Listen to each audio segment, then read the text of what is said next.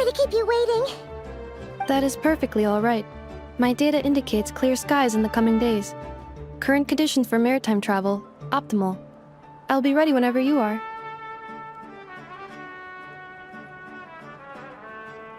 But are we really gonna set off without telling anyone again?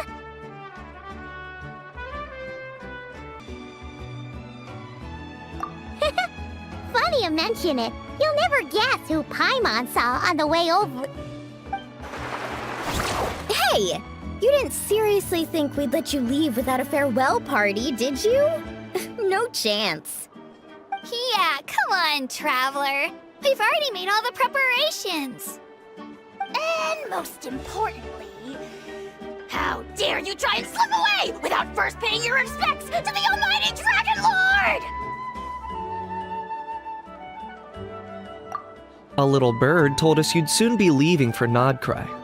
So, we asked Paimon to give us a heads up before the date of your departure. You sure it's not time to think about changing that little habit of ours? Don't worry, we won't keep you long. Besides, everyone's there already. Shaska, Ian-san, Auroron, even the Pyro Archon herself. You're invited too, Ineffa. Shilonin has a special gift for you.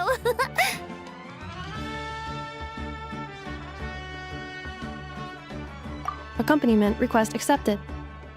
Shilonin demonstrates excellent massage technique. My impression of her is exceedingly positive.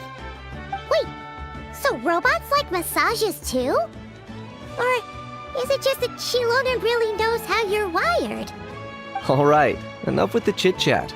Let's head to the venue. Woohoo! Party time!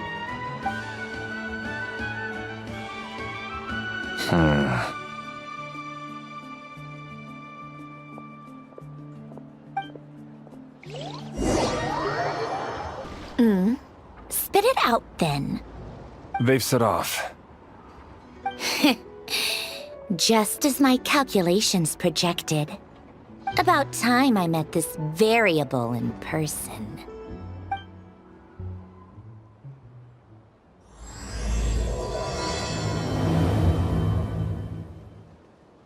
You know, every time we head to a new nation, there's always a point where it suddenly dawns on Paimon. This is it. The next chapter of our adventure has begun. This time, it was the moment she realized she just polished off the very last of her Saurus crackers. Should have stocked up better at the farewell party. In other words, Paimon has marked the geographic coordinates from 2 minutes and 40 seconds ago as the boundary between Natlan and Nod Kari.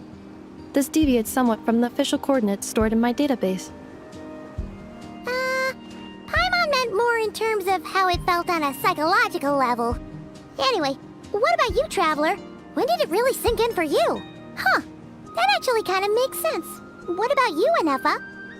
Come to think of it, maybe we should be asking the other way around.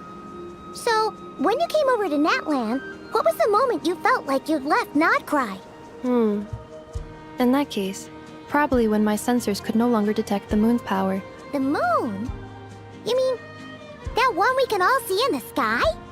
Negative. I was referring to... Here we are. Paimon, Traveler, we have arrived in Nod Kari. Oh, wow!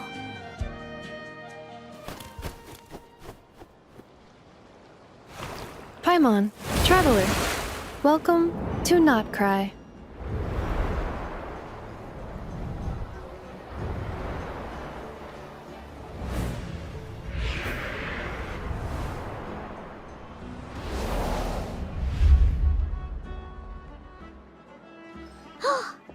That must be Nasha Town up ahead! That's the place you were telling us about on the way over, right?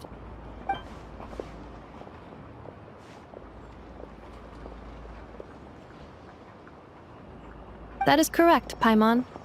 It is also the most bustling commercial hub in all of Nod Kari.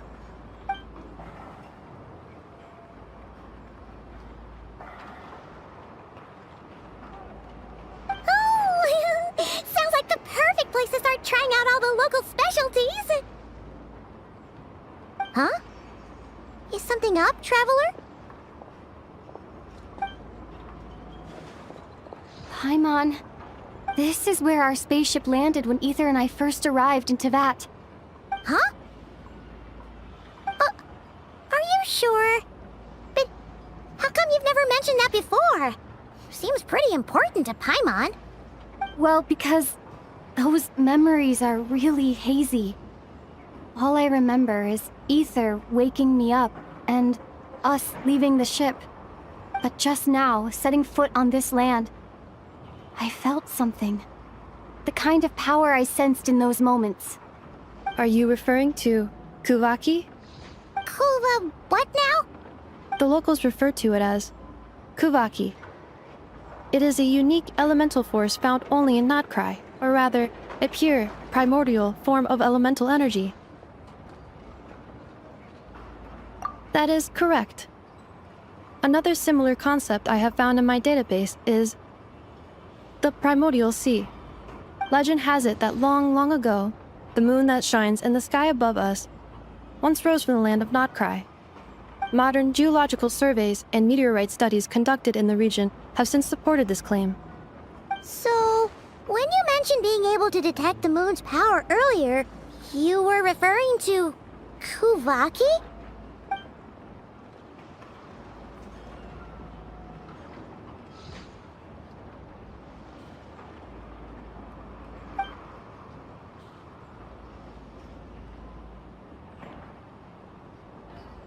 Wait, Traveler, you're saying we might actually find your spaceship here? Do you still remember where it landed? Nod Kari is surrounded by the ocean. In other words, it could have been anywhere along its coastline. Negative. Description still lacks sufficient detail to pinpoint target location.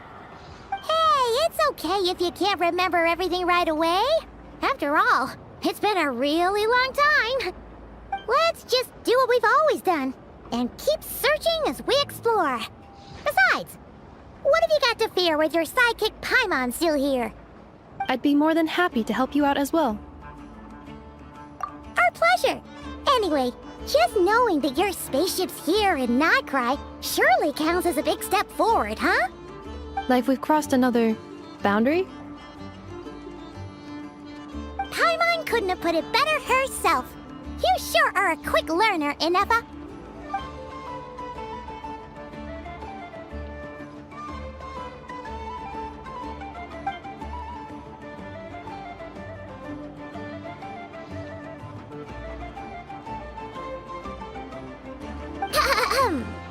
Well, as the best guide in the whole of Tevat, Paimon hereby does solemnly declare, Nod Kari, here we come!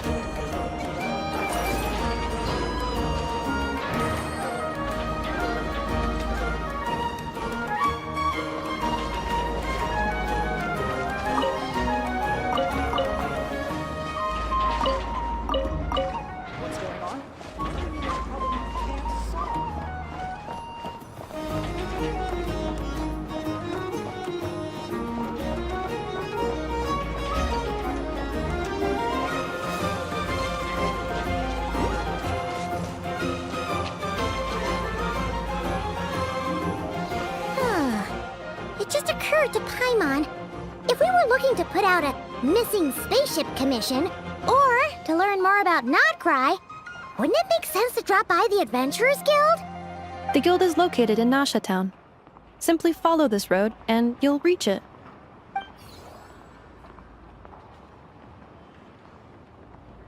Huh? What in Tevat is that? Looks kinda like a Sealy, floating around in the air like that. That is a Kuhenki, a species unique to the land of Nod Kari. A Kuhenki? Does she have something to do with the moon, too? Indeed it does. According to the Frost Moon Scions, the indigenous inhabitants of this land, the Kuhenki, are said to be familiars of the moon goddess leading those who walk in the moonlight's glow to things of great importance. The moon goddess? Don't all people here worship the Tsaritsa? Although Nod Kari lies on Snezhneya's border regions, the people here have held their own unique beliefs since time immemorial. As I mentioned, everything in this land shares a deep connection with the moon and the sky above. The beliefs of the Frostmoon Scions seem to date back to the civilization of the angels.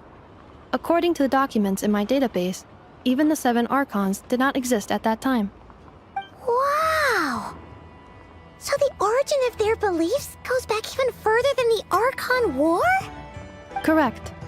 At some point, you may come across some statues of their goddess. The Frostmoon Scions carved these as well. Hey! Looks like she's floating away! I suggest you follow her. The probability of an ordinary person encountering a Kuhenki lies in the single digits. Many here consider them heralds of good fortune.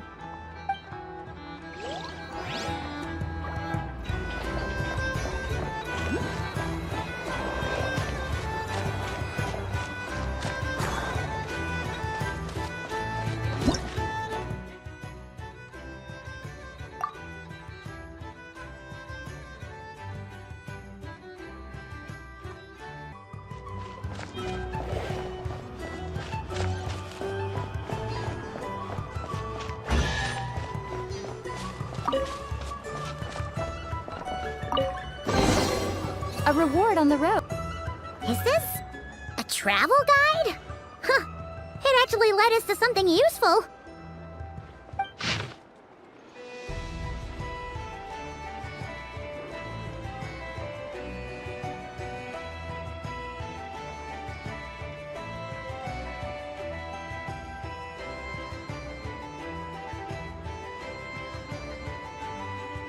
Are there any particular points of interest? Oh, it all looks pretty interesting to Paimon. If we have time, she'd love to see, pretty much everything. Recalibrating route. If we keep following the current path, we will arrive at an area of scenic beauty. From there, we will be able to identify both the Adventurers Guild and several must-visit specialty stores. Yikes. Why is Paimon suddenly getting the feeling that if she doesn't step it up soon, Ineffa's gonna put her out of a job?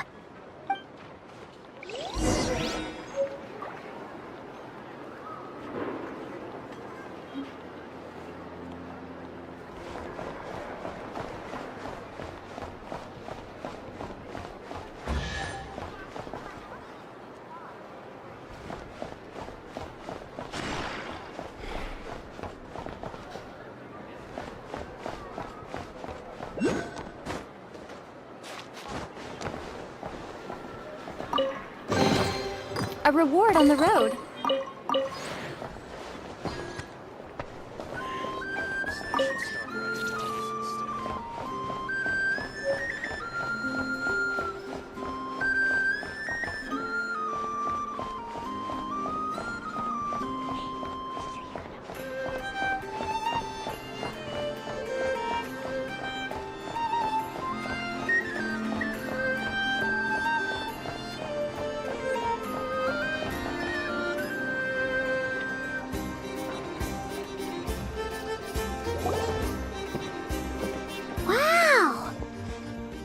Town actually looks pretty big from here. Feels a bit different than Paimon imagined, though. Which aspects in particular deviated from your expectations? Well, Paimon keeps hearing people describe Nod Kari as an adventurer's paradise. So she kind of thought it'd be a bit more picture perfect somehow. According to legend, there was indeed an era of peace in Nod Kari's past, the age of the Fae. Tales of those ancient heroes are still told today. One of the most well-known is that of the Lantern Fae. This individual performed many good deeds for Nod Kari. The present-day Lightkeeper's nightly lantern patrols are, in part, a tribute to their memory. But then, one day... What happened? There came a devastating abyssal calamity that swept across Nod Kari, and for a time it was left desolate. Heartbroken by what had become of the land they had so cherished, that Fae extinguished their light, just as the abyss had extinguished all hope. Nowadays, The paradise people speak of is more of an aspiration, or an irony, perhaps. An irony? Today, no official authority governs Nod Kari. In theory, at least, it is somewhere a person can do whatever they wish, and become whoever they want to be.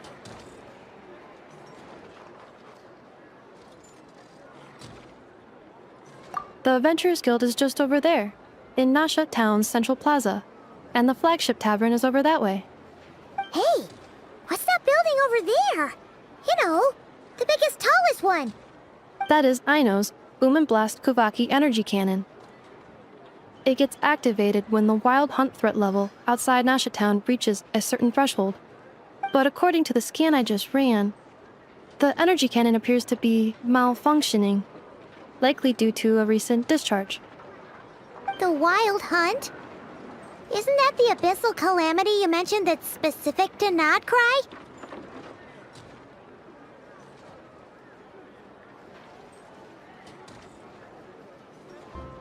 It is a phenomenon that has been occurring for several centuries now. Yet the time and location of wild hunt attacks are seemingly random. At first, it was more of an old wives' tale that adults used to scare children. If you don't start behaving, kid, some night, the wild hunt's gonna come for you. Listen, do you hear that? That weeping in the fog? Those are the cries of a young woman being dragged away. You're saying people actually hear things like that? I have not witnessed enough wild hunt attacks to give a statistically sound answer. But the oldest legends say that all people saw was the ghostly shadow of a woman in the mist. It wasn't until later that it became a full-blown calamity. Abyssal monsters and all. Oh, when you put it like that, Paimon's really gotta hand it to Aino. Not only did she repair you, but she's even built a giant cannon to keep the wild hunt at bay. Absolutely. Aino is very impressive indeed. Anyway, according to my schedule, it is time I took you over to the flagship. Oh, sure. After all, we shouldn't keep Barca waiting. Well, Paimon's not sure if he'll actually show up at the bar this early. You're right about that.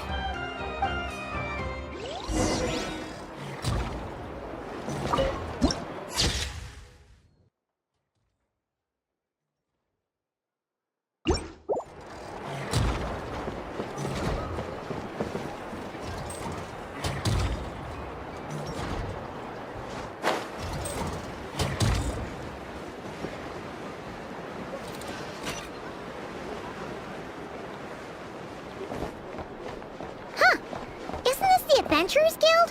Why isn't anyone here?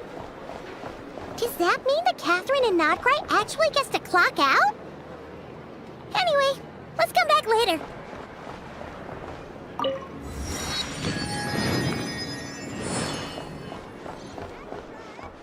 This land I better get me some pennies of work. Why is it?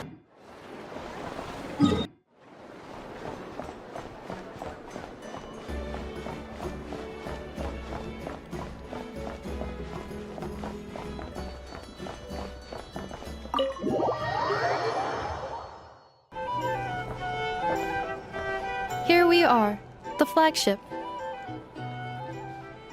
Varka told us to meet him here in his letter, right? Let's see.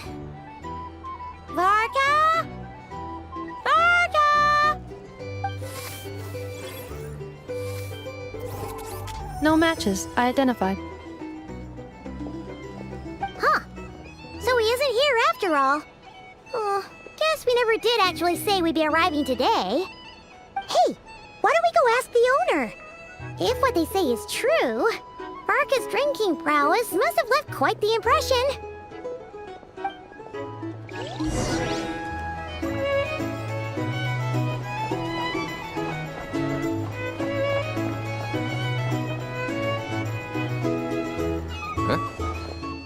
Well, well. If it isn't the ineffable Ineffa. Hello there, Demyon. You know each other?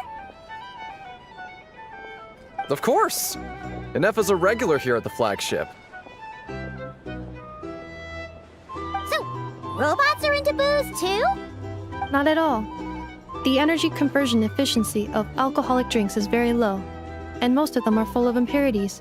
Still, I can affirm that your berries and fried meat deserve a solid 9.12 out of 10. It has Aino's approval too. Funny that you should mention that. While you were away in Natlan, Varka would come in here every day to pick up a serving of berries and fried meat for Aino. Aww. He must have been worried sick that she wasn't eating properly on account of being so hung up about Ineffa being gone.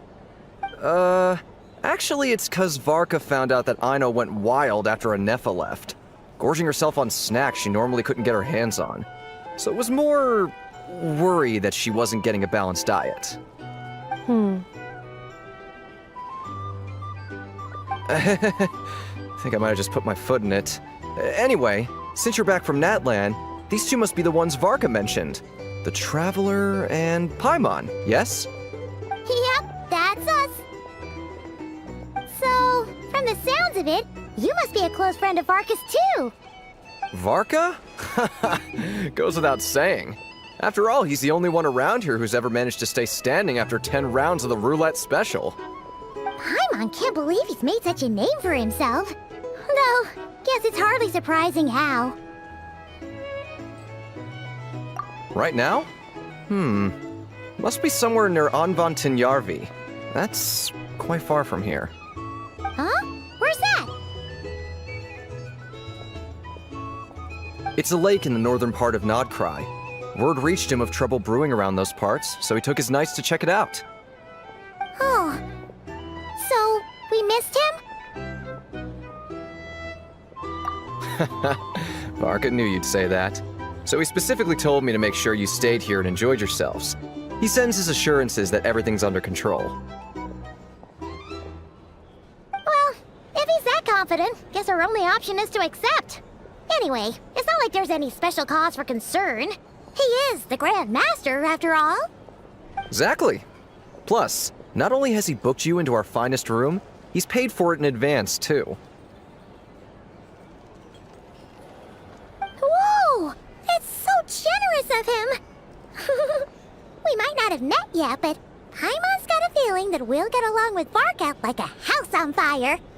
Oh, and by the way, he also asked me to serve up a portion of berries and fried meat for Ineffa. That was prepaid as well. Thank you. No, thank you. I'm the one who should be grateful for your business. Traveler, Paimon, why don't you go ahead and drop off your luggage? I can use this time to go pick up some components that Aino asked me to bring back. Sure thing. Besides, now that we've got ourselves a map, once we're done unpacking, we might as well go for a stroll ourselves. Why don't we meet up again later? Oh. So you no longer require navigational assistance? No worries, we should be fine. We've got a rough idea of our way around town, so Paimon's reasonably confident we shouldn't get too lost. Thank you. This translates into an approximate time saving of 30%, meaning I will be able to see Aino about 45 minutes earlier than previously projected. Oh, right. You must miss her a lot, too. In that case, we better get a move on.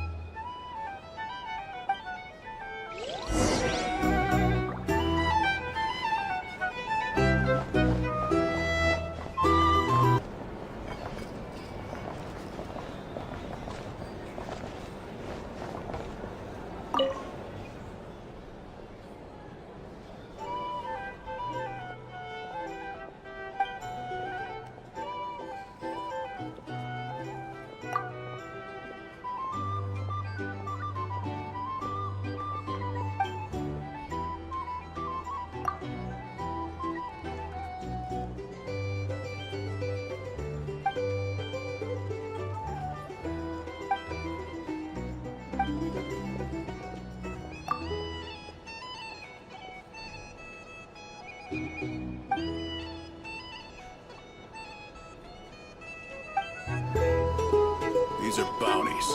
If you want to negotiate prices.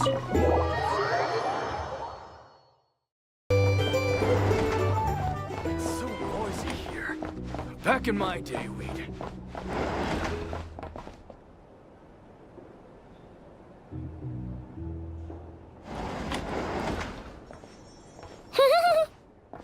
pretty nice having someone sort out our food and lodging for us, huh?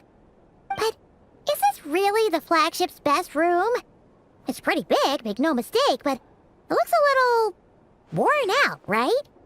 Though, to be perfectly honest, that feels right at home with everything else we've seen of Nasha Town.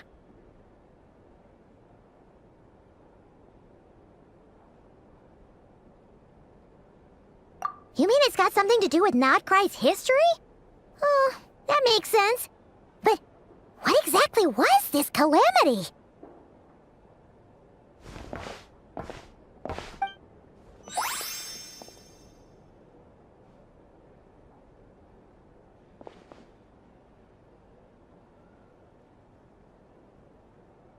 Oh, should we try the berries and fried meat too? Paimon's getting hungrier and hungrier every time someone mentions it. Oh! Sorry about that. Paimon wasn't watching where she was going. Please, there's no need to apologize. If anything, I'm the one who should be sorry. Clearly, I shouldn't have gotten lost in my thoughts in the middle of a hallway. Wait a sec. Are you staying in the room next to ours? Ah, quite the perceptive one, I see. First things first, allow me to introduce myself. My name is Kirill Chudamirovich Flintz, but please, just call me Flintz. Whoa, that's an impressively long name for sure. Ah, is that so? Names like mine ought to have been fairly common in Snezhnaya, at least in the past. Would I be correct then to assume that the two of you are travelers in this land? Yep, you sure would be. Paimon is Paimon, and this is the Traveler. We've been to a bunch of nations already, but we only just arrived in Nod Kari today. What a rare honor it is to meet such worldly travelers. Are you here for travel too? If only I had the time to spare. No, I'm just staying the night. Oh, so you're here for business? That's certainly one way to put it. I'm a Ratnik of Nod Kari, normally stationed near the burial grounds to the north. My sole cause for being here today was to repair this lantern of mine.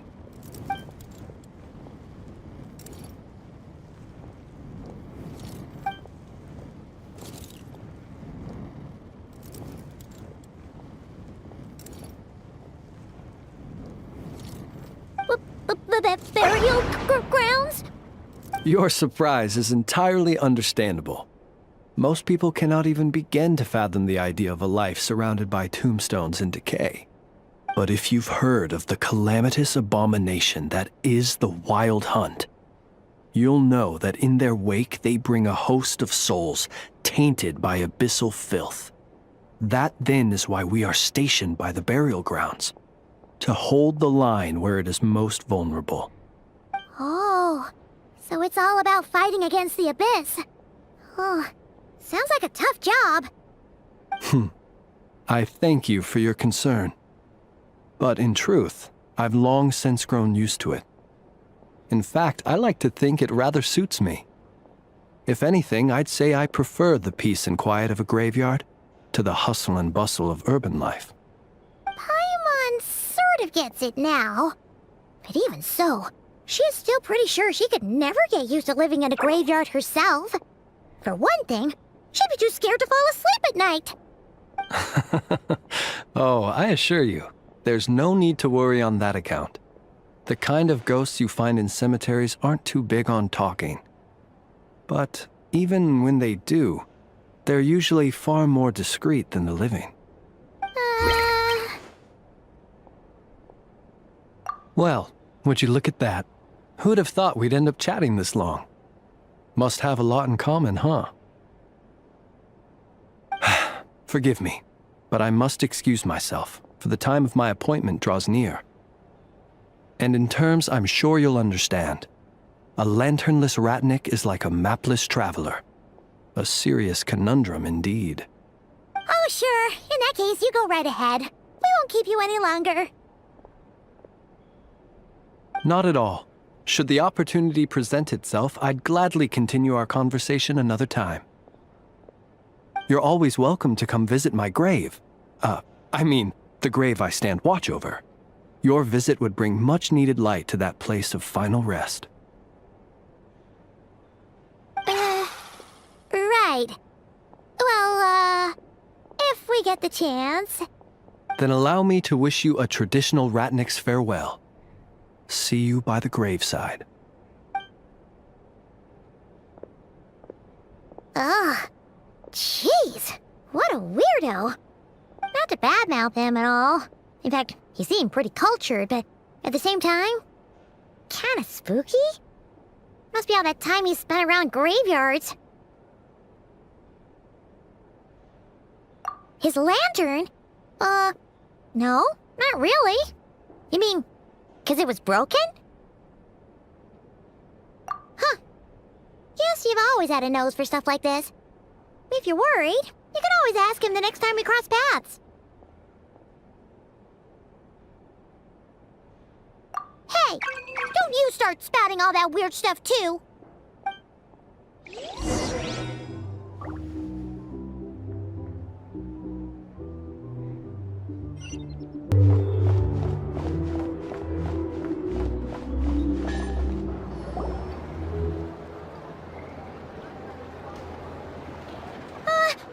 Paimon almost forgot something super important. Were we gonna go try out the berries and fried meat? But now, heading all the way back to the flagship feels like such a waste. Please, accept today's boon. Come night or day, may the blessings of the moon goddess shine down upon you. Huh? What's going on over there?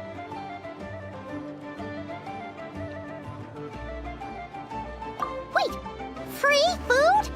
Wow, the people here are so nice! Quick, let's grab some too. Paimon's super curious what their food tastes like.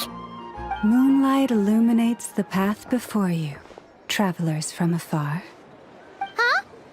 How'd you know we were travelers? Just now were a song the birds in the sky, singing of your wanderings. You are no ordinary guests, it seems. The birds and the...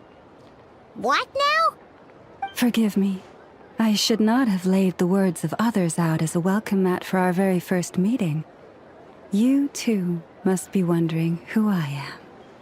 I am Lauma, moon chanter of the Frost Moon's Scions. Please, as do our followers and other passers-by, accept today's boon. Happy to oblige. Paimon's name is Paimon, and this here is the Traveler. Thanks so much for sharing your yummy food with us. We'll take one each. Think nothing of it. These fruits were the finest we found, delicacies gathered in the wake of the morning dew. It is my hope that partaking of them may lift your spirits to heights anew. The finest you found? Wow! That sure is kind of you, but wouldn't you want to keep those for yourselves? The first fruit of the harvest must be placed upon the moonlight altar, not as an offering to the gods, but as a spark for lost hunters. For it is the blade of the starving that darkness most easily corrupts.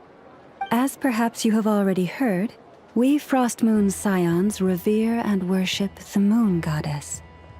We believe that together, virtue and compassion are the shining light that will lead us all out of the long, dark night. And now, with tides of haughty Fatui swarming into Nod Kari, driven by greed and greed alone, more than ever before, we must all unite under the banner of virtue. Huh, look who it is again. Those unsufferably kind-hearted Frost Moon Scions. Got enough for us too? That's right! 2 servings each! We're starving over here! The Fatui! After what you've been doing to our sacred statues, how dare you even show your faces? Wilhelmina, bestow today's boon upon our guests. You hear that? No slacking now. We'll have the very best you got. But, my lady, they... Please, you two, accept this meal. But remember this. Kindness is the first lantern left to guide those who stumble in ignorance. Come again? Let me finish. But should they still refuse to follow the moonlit path, then by our frosted blades shall we show them its shadow. You! Hey, look who it is.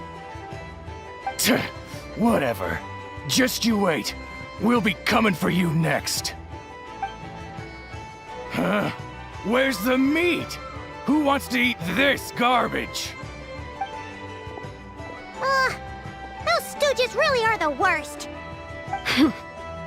Ever since they came to Nod Kari with all their weird equipment and built that so-called experimental design bureau, our lives have been turned completely upside down.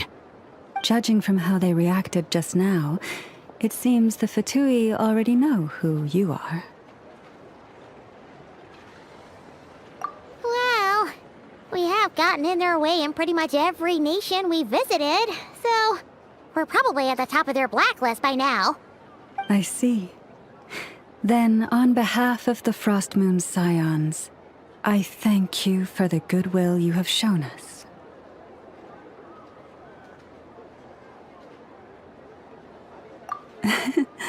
Because if they had gotten ahead of themselves just now, I'm sure you would have stepped in to help. Just as the birds and beasts put it, your arrival heralds joy to us all. Besides, for a weary traveler far from home, what better respite than to bathe in the moonlight? You will always be welcome at the Frost Moon Enclave, the place we call our home.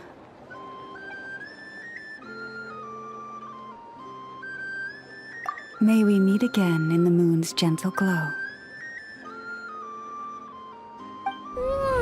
These are delicious! So refreshingly fresh! Those two Fatui wouldn't know a good thing if it came up and bit them on the shoulder. Looks like Ineffa isn't done with her shopping yet, and the Adventurers Guild is still empty. Where should we head next? Good idea! Wouldn't want to let the Kuhenki down, after all. Let's see... Okay, Paimon's got our route all figured out. So, all that's left to say is... don't fall behind! This is Nuts and Nuts. It's mostly a fruit shop, but there's a crafting bench, too. This is the Speranza, one of the travel guide's recommended restaurants. All the waiters here are kids. This is the Vesnitsi Prolegic Greenhouse. Apparently, their flowers are all made of metal, so they'll never wilt away. And this is the Rossum Workshop. If you ever need a weapon made, this is the place to go. And over here, they've got a super tall observation deck. Whoa! Take a look at that! You can see really far out into the distance. That way's north, and that looks like something built by the Fatui? And then over there to the west, that must be the place Lauma mentioned, where the Frost Moon Scions live. So, what'd you think? Even if Ineffa kinda stole her limelight earlier, this just goes to prove that Paimon's own tour guiding skills aren't too shabby either, right?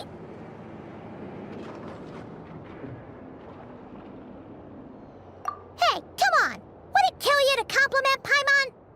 Huh? Look! There must be someone at the Adventurers Guild now! There's already a line forming outside! Looks like we'll finally be able to ask about your spaceship! Oh, or was there anywhere else you wanted to stop by first?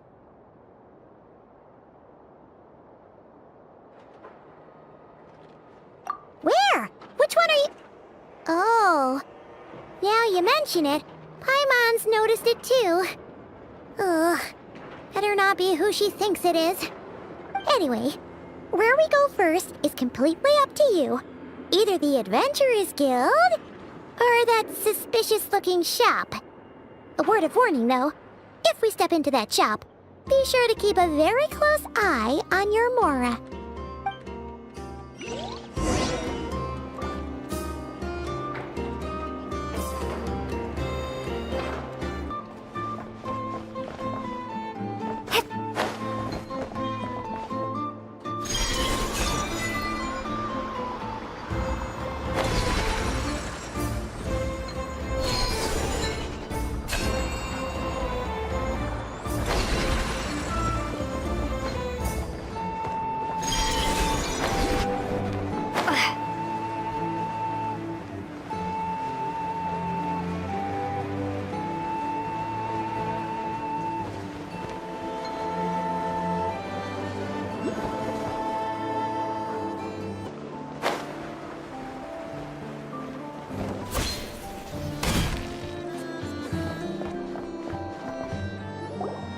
Lucky us! The line seems to be gone now!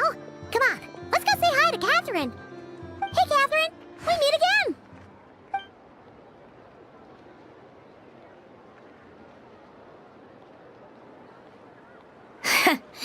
How ridiculous. Huh? They often say that mortals, shackled by their own flesh and blood, may fail to perceive the truth of this world, even when it is right beneath their very noses. Yet I had not expected to have the pleasure to witness such heights of absurdity firsthand. But Paimon must have gotten the wrong person? At second glance, you do seem a bit younger than Catherine, and you certainly sound a lot less friendly. A creator might forgive ignorance, but being mistaken for one of my own creations is beyond all pardon. Look very closely, for standing before you is none other than Marionette, 7th of the Fatui Harbingers. A Harbinger?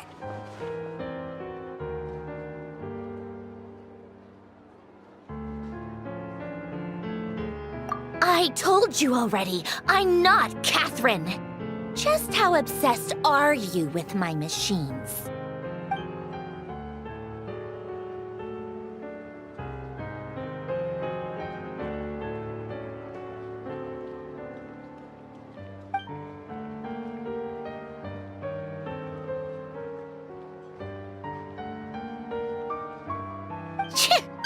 Today's encounter is merely a courtesy call. A friendly warning, if you will. You interfered with my work once before, with that little robot. I let it slide. After all, it was nothing more than a distraction, a side project at best. But we are in Nod Kari now, and as such, I strongly advise you not to stand in the Fatui's way. Otherwise, the next time we meet, I might just have to drop all this meaningless etiquette. Oh, please. You've got some nerve coming out with barely veiled threats like that. You're the one stirring things up here. Oh, perhaps you have misunderstood.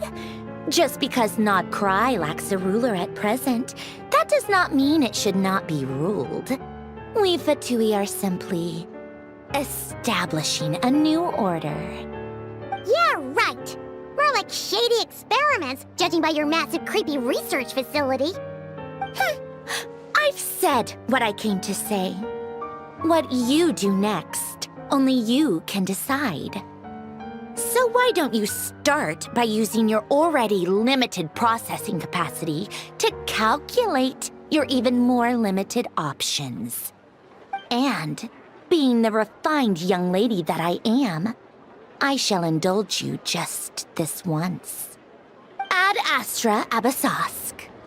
Welcome to Nod Kari, Dominion of the Fatui.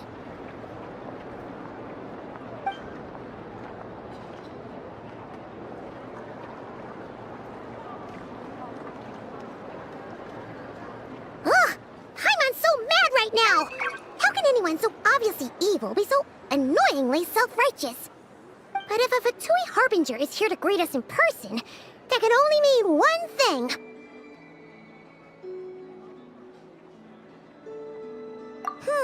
We'll have to be extra careful from here on out. Paimon hates feeling like she's being watched. Hey! The real Catherine's back! Ad Astra Abyssosk. Welcome to the Adventurers Guild. How may I help? I will do everything I can to assist you. You're so much nicer to talk to, Catherine. Please don't leave us again, okay? Hmm?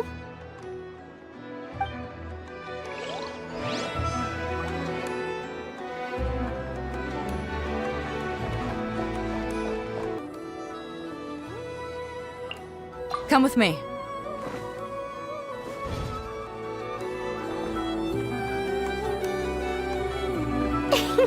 Please, here you go. And if you ever need anything else, don't forget to make the great Lord Sangama Bay your first port of call. Oh dear. So it is the real deal. Of course it's the real deal. Everything you'll find here is 110% real, meaning every one of my deals is as real as a deal can... Wait a minute. Well, if it isn't my two most valued clients!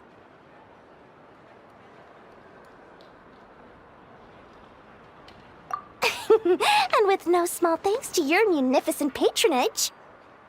Come. How could you just sneak into Nod Kari like this without telling your dear Lord Sangama Bay? If I'd known earlier, I would have made an absolute pulled out all the stops to ensure that your boat ride over was as comfortable as humanly possible. Thank the Archons we didn't tell you. Oh, come now. You know as well as anyone how impeccably and conscientiously above board I am when it comes to doing business. Well, regardless of whether that's true or not, the main issue here is that we had no idea you had a branch in Nod Kari. A clever merchant always has a backup plan. Or two, or three up their sleeves. As the saying goes, a rabbit with many burrows fears not the hunter's arrows. A merchant with stores galore hears no debtors at the door. Since you're both here in Nod Kari, would you care for some of my finest local souvenirs? Whatever you're looking for, I have it. Or if it's Sumeru you're missing, I've got that covered too. We literally just arrived. Do we look like we're on the hunt for tourist trinkets to take back for our friends? My, your high-minded tastes never cease to impress. In that case, I know just the thing. You must be on the hunt for something like this? What's that? Your hat? Information, of course. Information about Nod Kari, locked securely in the otherwise impenetrable vaults of the Lord Sangama Bay's brilliant mind. I knew it!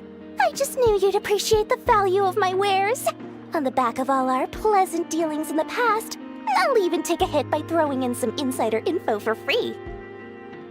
Wow. You sure are feeling uncharacteristically generous today. What do you mean by uncharacteristically? I'm the most generous person forget it. Anyway, the long and the short of it is this. The moment I set up shop in Nod Kari, it struck me how many different factions there were, all competing against each other for power and influence. Well, as they say, there's no time for business like a crisis. Things got even more turbulent after the Fatui pulled down 2 ancient moon's remnants. People began to catch a whiff of the coming chaos. And the more troubled the waters, the greater the potential profit. Not at all sorry to interrupt, but we're not here for Mora. Oh, really? But surely it was the tales of an adventurer's paradise that brought you here. The chance to take your very own slice of all the latest and greatest business opportunities? In that case, what would you like to know about? Everyone knows they're here for the Ancient Moon's remnants, but no one's sure why they pulled them down in Nod Kari of all places. Anyway, they've been acting mysterious enough, but if you ask me, that Kuvaki Experimental Design Bureau of theirs up north hides secrets wilder still. What now? A spaceship. Nope, never heard of anything like that. Don't you two get involved in any big business here without so much as a heads up, you hear me? At the very least, consider letting me in as a key investor.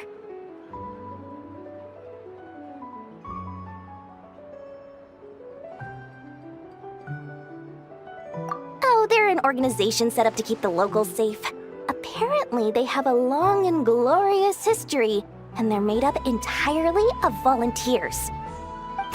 But seriously, a volunteer organization in Nod Kari? This place is hardly a magnet for noble hearts. No pay, all work? That's not a business model, and it's certainly not for me. The Frost Moon Scions? You mean the people who believe in the moon goddess? They're not a bad bunch, it's just, well, they have such simple tastes. No luxuries, no indulgences, no nothing. Trying to earn a little more from that lot is like trying to squeeze blood from a stone. Still, things between them and the Fatui have gotten pretty tense. It's only a matter of time before the powder keg goes boom. And when that happens, that's when business will start to boom too. That bunch of booze-loving monstators? Ugh, don't even get me started. As fellow Outlanders, I thought they'd be easy pickings, but somehow, every single one of our business negotiations wound up at the flagship. I've done plenty of deals with heavy drinkers before, but those guys? I never once made it to the contract signing before blacking out. I'm getting flashbacks of the hangovers just thinking about it.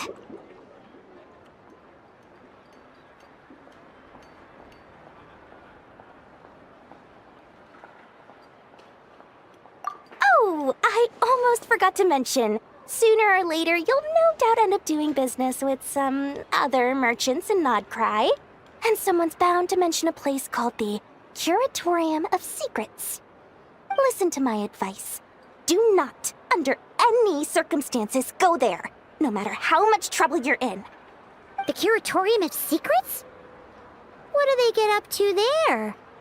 Just a place that handles all kinds of disputes. But the owner will charge you an absolute fortune, and she has a temper to match. Nothing like your friendly neighborhood, Lord Sangama Bay.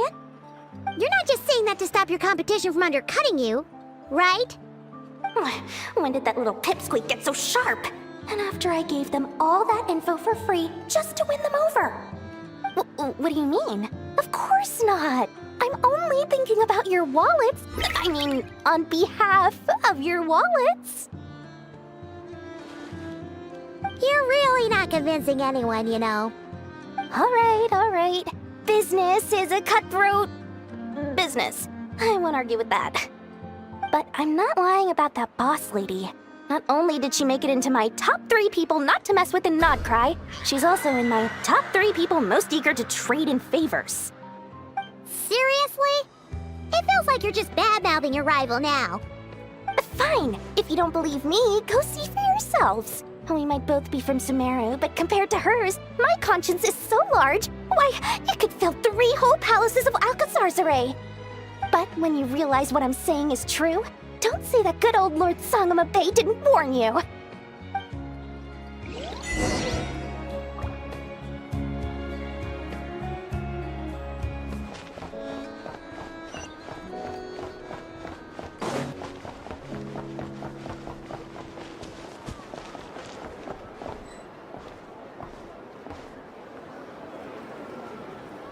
Ineffa!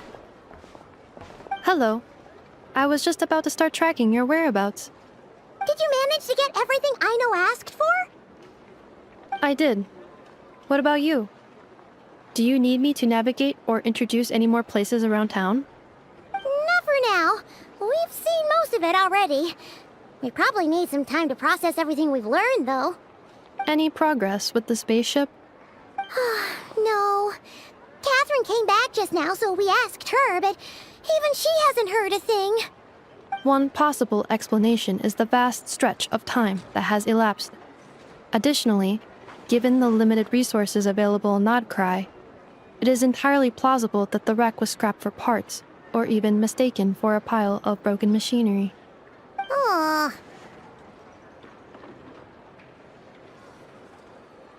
Understood. In that case, why don't we go ask Aino together? After all, she was the one who salvaged me. Ancient dragon technology and all. If there really are any unusual parts floating around Nod Kari, there's a high chance they've passed through her hands at some point or another. Good point. And since you keep mentioning her, we're curious to meet this whiz-kid mechanic too. Understood. Then I'll handle navigation as before. ETA at the Clink Clank Krumkake craft shop. 34 minutes ahead of schedule.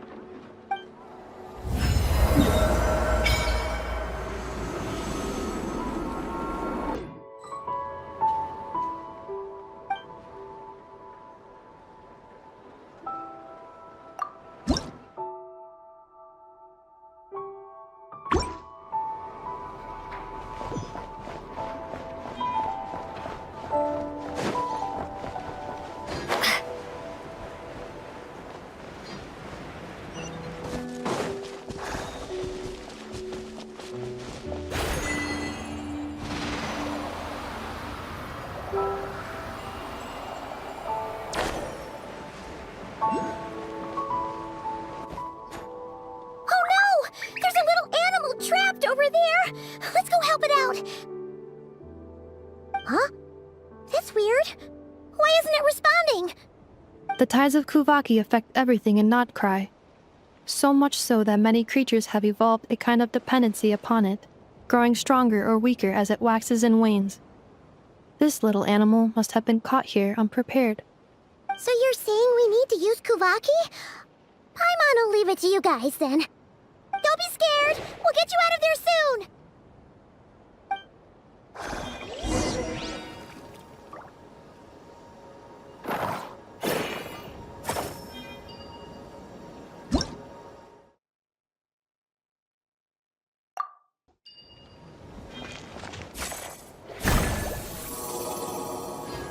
Oh! It worked! Off you go now, little one. Don't go getting yourself caught again.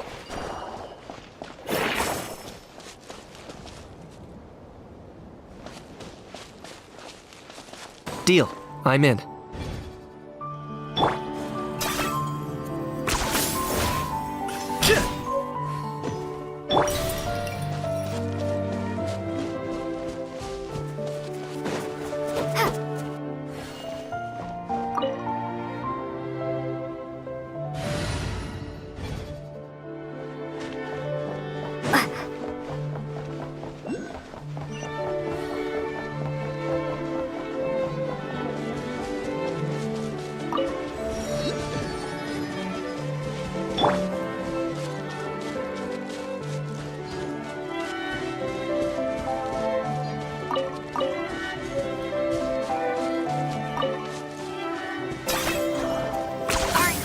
Running away?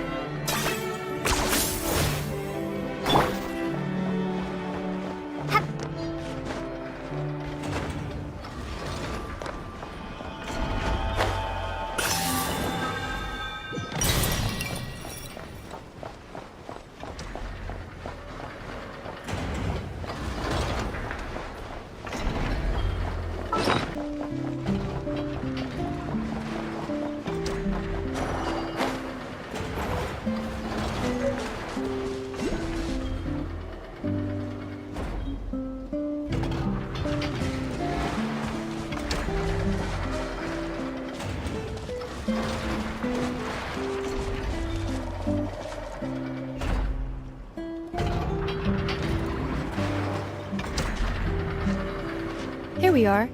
The place Aino and I call home. Whoa! So many machines that Paimon's never even seen before. And then there's all these little robots. Did Aino build them all? That is correct. It looks like Aino has created 3 more little bots since I've been gone. Aww. Well, you were gone for quite a bit. She must have missed you. I missed her too. I want her to see what I've become. Let's not keep her waiting any longer then. Come on!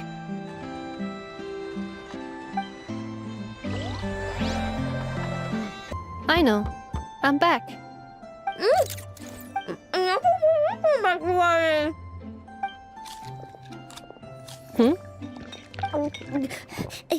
Ineffa?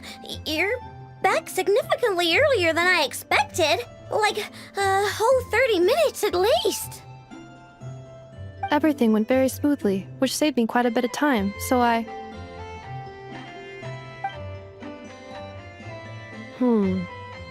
know. Could you turn around for a moment? I know. I've been on my best behavior the whole time you've been gone. She's got chocolate all over her mouth. I know. While I was away, did you strictly abide by my tailor-made snack intake schedule? Oh, of course I did. 1 whole cake, 1 crumb cake, and 1 pack of chocolates a day, right? It was either a cake or a crumb cake or a pack of chocolates per day. Oh, shoot. When did you finish the snack stash I left for you? Literally just earlier today. Let me just go run a scan on that. I meant today, a week ago. And then you restocked an entire week's worth on your own initiative? 2 weeks worth.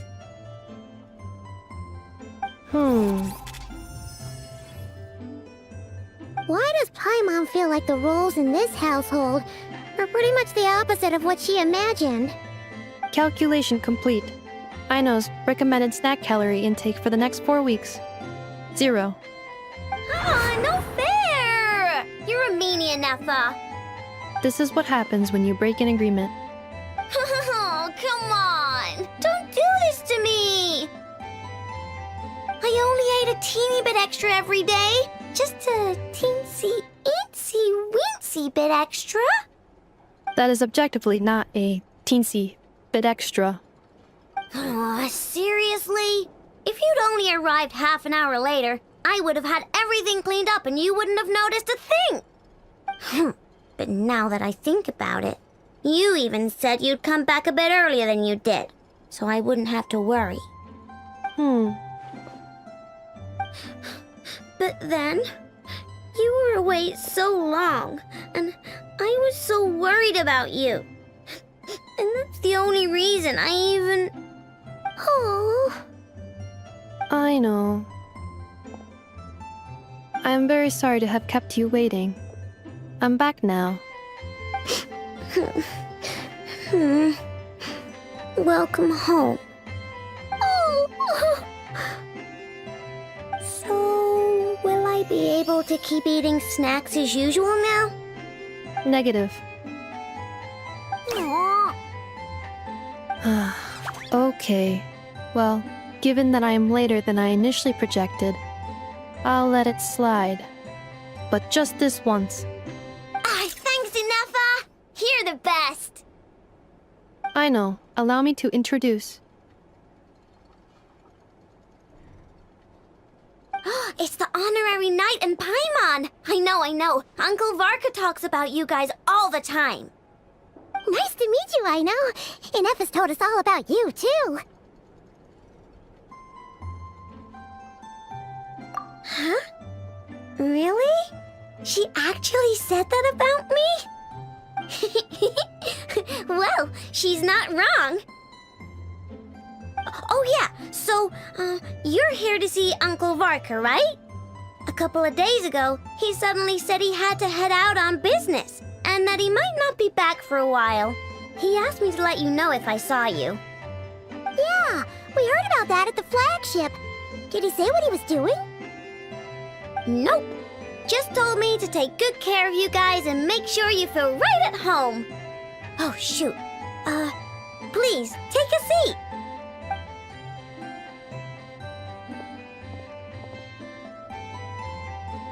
Do either of you need my help with anything? Anything at all? After all, I'm the head of this household. Sure wouldn't know it from that snack tantrum she just threw.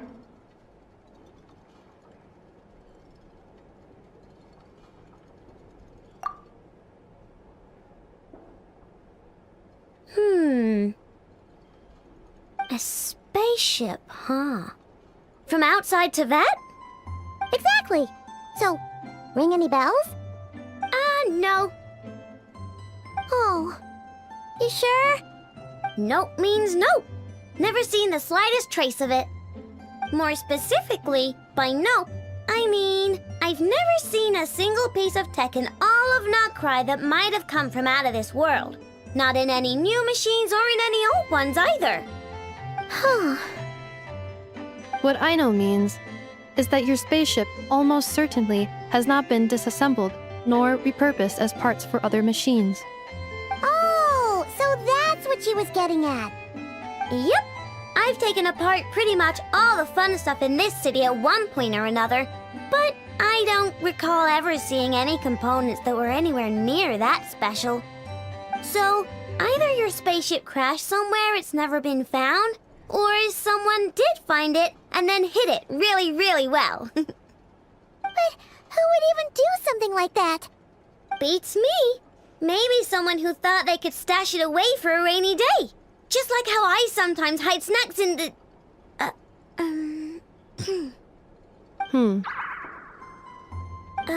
Anyway, long story short, I definitely haven't seen anything like that. Besides, sounds like it would practically be ancient history by now. If anyone still has any leads on what really happened, it'd be the Frost Moon Scions. The Frost Moon Scions? Huh? Haven't heard of them yet? Didn't Ineffa tell you about their rituals? There wasn't enough time to delve deeper into their history and traditions. What kind of rituals are we talking about? I've never actually seen them myself, just heard bits and pieces here and there. They say that each of their moon chanters has had access to an ancient relic that lets them see the true past. Not sure exactly how it's meant to work. I can't get my head around anything that can't be explained by either machines or science. And to tell you the truth, I don't like it much either. Looks like we'll have to try our luck with the Frost Moon Scions. Aw, leaving so soon? Sure you don't want to hang out a little longer? It's getting late, I know, and these two still need to head over to Hisi Island. It would not be convenient for them to linger much longer. Aww. All right then. Don't worry. We'll be sure to drop in on you as often as we can. Really? You promise? Sounds like my type of visitors. You're welcome anytime. I'll be staying to look after Aino today, so I won't be going with you. Hey, don't sweat it. We'll find our way just fine. I'm glad to hear that. Also, I must admit, I have very much missed the charging bed that Aino made for me. Oh, are you here to play with me? My name's Aino, and I'm an inventor. Me and Ineffa live together. I could probably eat all the cakes and cookies in the world because I love them so much. But my favorite kind of all is Lackaberry Crumb Cake. Come visit my Clink Clank Crumb Cake craft shop whenever you want. Anyway, that's me. What about you? Tell me something about you, then we'll be friends.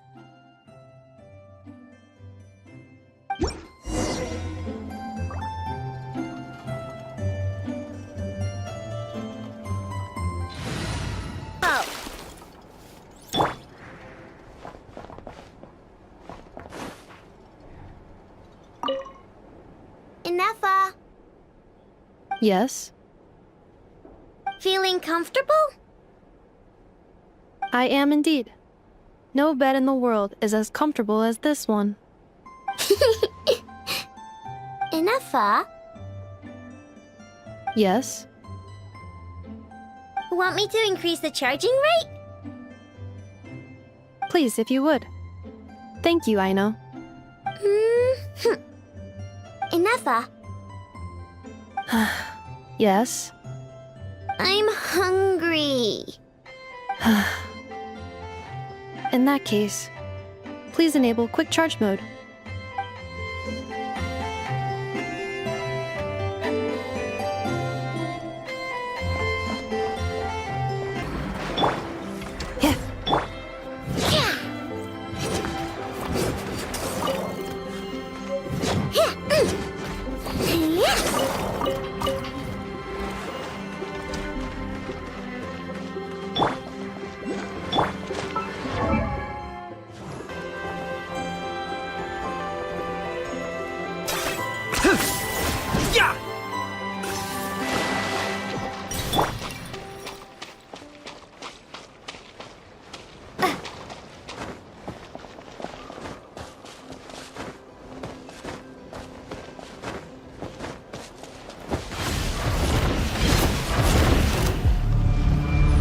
I stand against the long night and purge the Insulation chamber darkness! deployed. Preparing for dust up. Claim these souls! Submit your soul in sacrifice! Prepare to be blown away! I stand against the long night! Strike them down! Defensive I mode stand engaged. against the long night and purge the darkness! Let's light it up!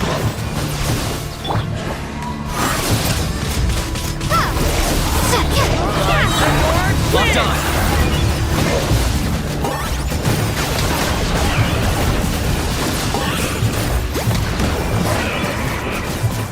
Annihilation I mode. stand against the long night Cleanup sequence and in purge the darkness! Teamwork is dreamwork! Take cover! Strike them down!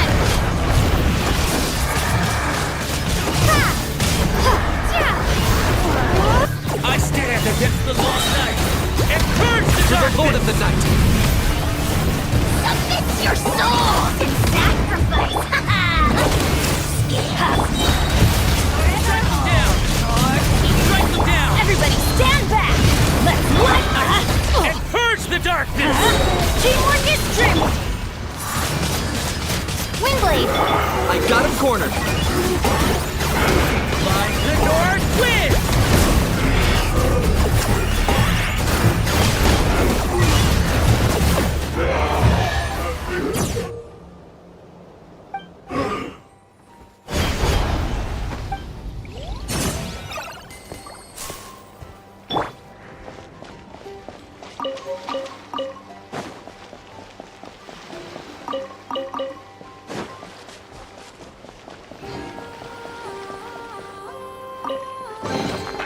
A reward on the road.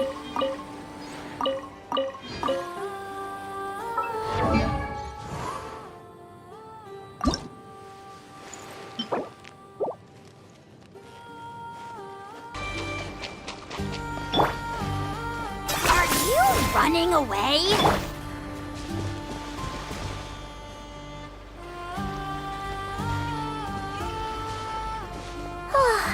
Seeing Ineffa and Aino reunited like that sure was heartwarming.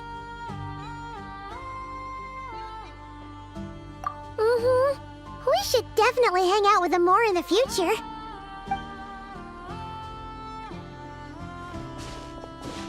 Speaking of homes, we must already be close to where the Frost Moon Scions live. The vibe here feels different, just like the scenery.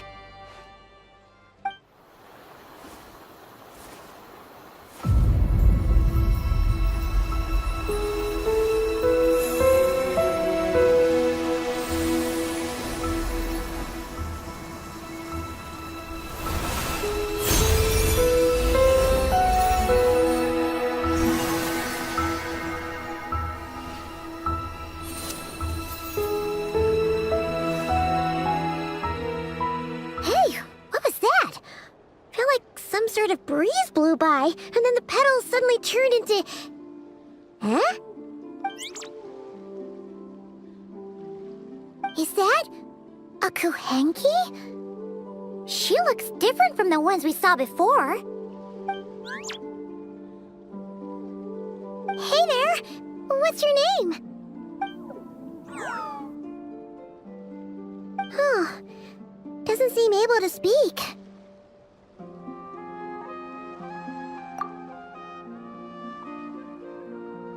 No idea what she wants. Unless you want to stop, maybe we should just keep moving?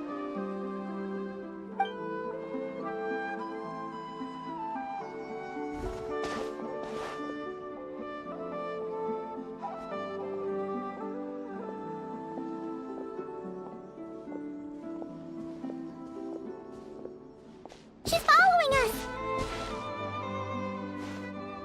Go on. Go on now.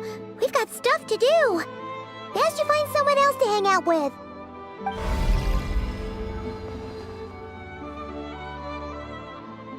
Hey! Don't make it sound like Paimon's some kind of meanie. Paimon had no idea what she wanted, okay? Ugh. Anyway, next time Paimon sees her, Paimon promises she'll be nicer. Seeing as we're on our way over to meet Lauma anyway, we can ask her about it while we're there.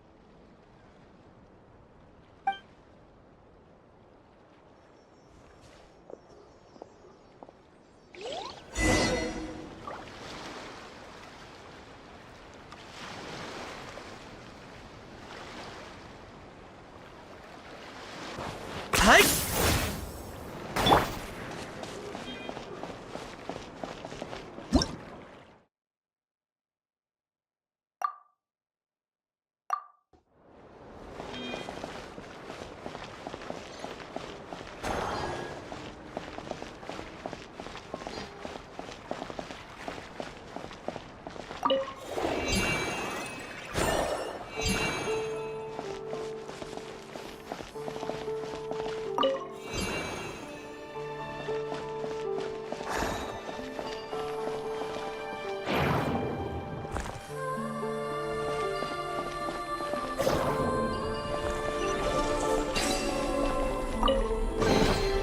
I'll keep this close.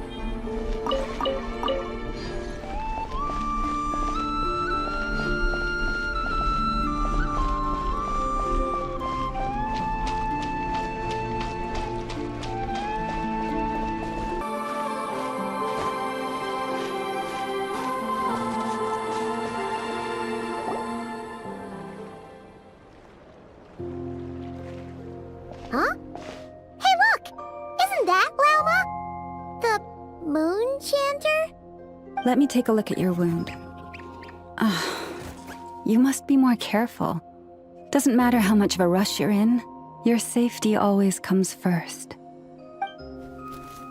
Oh, you're back too. How was your day? You what? Those two Fatui? The ones who were causing trouble in Nasha Town? You went to teach them a lesson? And you put that in their food? You naughty little thing! How could you do that? They didn't notice. That's not the point. You mustn't do that again, okay? Next time, at the very least, bring a few of your friends along too. You'll be an easy target if it's just you on your own. Hey, Lauma! Still remember us? Oh, it's the Traveler and Paimon, isn't it? Welcome to Hisi Island.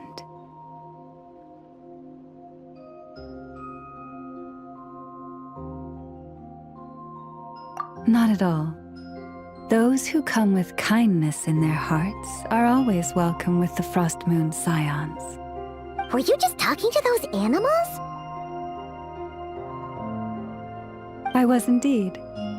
The Frost Moon Scions bloodline is unique, for throughout our history, there have been many among us who could communicate with all living things. What was that? Oh, Is that so? She says she was trapped in a plant earlier, and that you were the ones who rescued her. She wants me to thank you on her behalf. Oh, it was nothing. Barely lifted a finger. If you both are free, why don't you join us at the Frost Moon Enclave for dinner? Consider it a small token of thanks for your kindness. We'd love to! And actually, we had something we wanted to ask you anyway.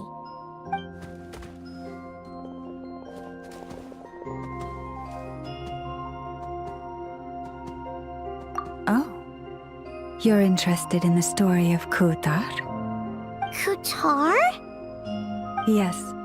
Kutar is our moon goddess. The moon maiden who guides us. But up close, this one somehow seems a bit different from the one in Nasha Town. It's like it's more... Natural? Or like... more harmonized in its design. That is because, ever since the Fatui arrived in Nod Kari, they have been modifying and defacing our statues as they please. These statues were made by the Frost Moon Scions who settled here hundreds of years ago, crafted from the very finest Lunasol stone. Not only is this stone exceedingly rare, but it also brims with Kuvaki. I suppose the latter must be what caught the Fatui's eye. For a time, we put up fierce resistance.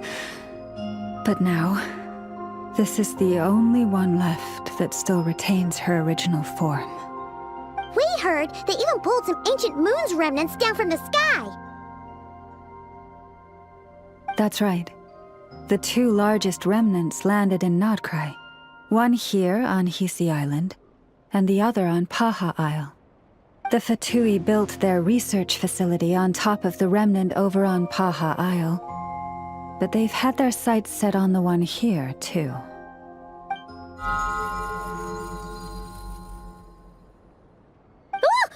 Oh! It's that little Kuhenki again! Surely that can't be. Hey! We've been wondering what was up with it, too. It just appeared out of some petals and hasn't stopped following us since. No, that is no ordinary Kuhenki. These we name Luonnotar, beings born from the moon goddess's blessing. Can you understand what it's saying? We honestly haven't got the slightest idea why it's been following us. I'm afraid not. I cannot fathom its thinking any better than you can. Sometimes a long time must elapse before the moon goddess's blessings turn into Luonnotar. Perhaps you two were simply there to witness that transformation. Oh, maybe. Legend has it that the Luonnotar bring good fortune. Given that it seems to have taken a liking to you both, why don't you let it come along with you? Really? Then you can start by helping us find some more treasure chests along the way. Capiche?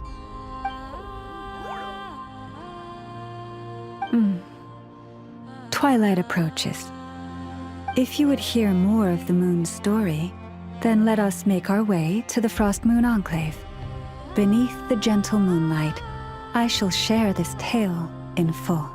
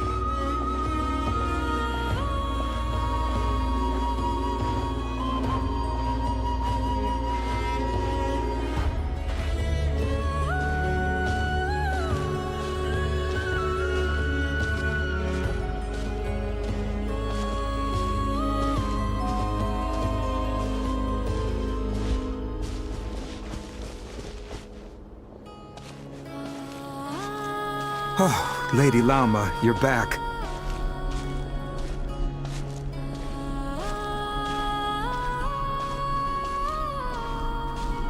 Come day or night, may the blessings of the Moon Goddess shine down upon you.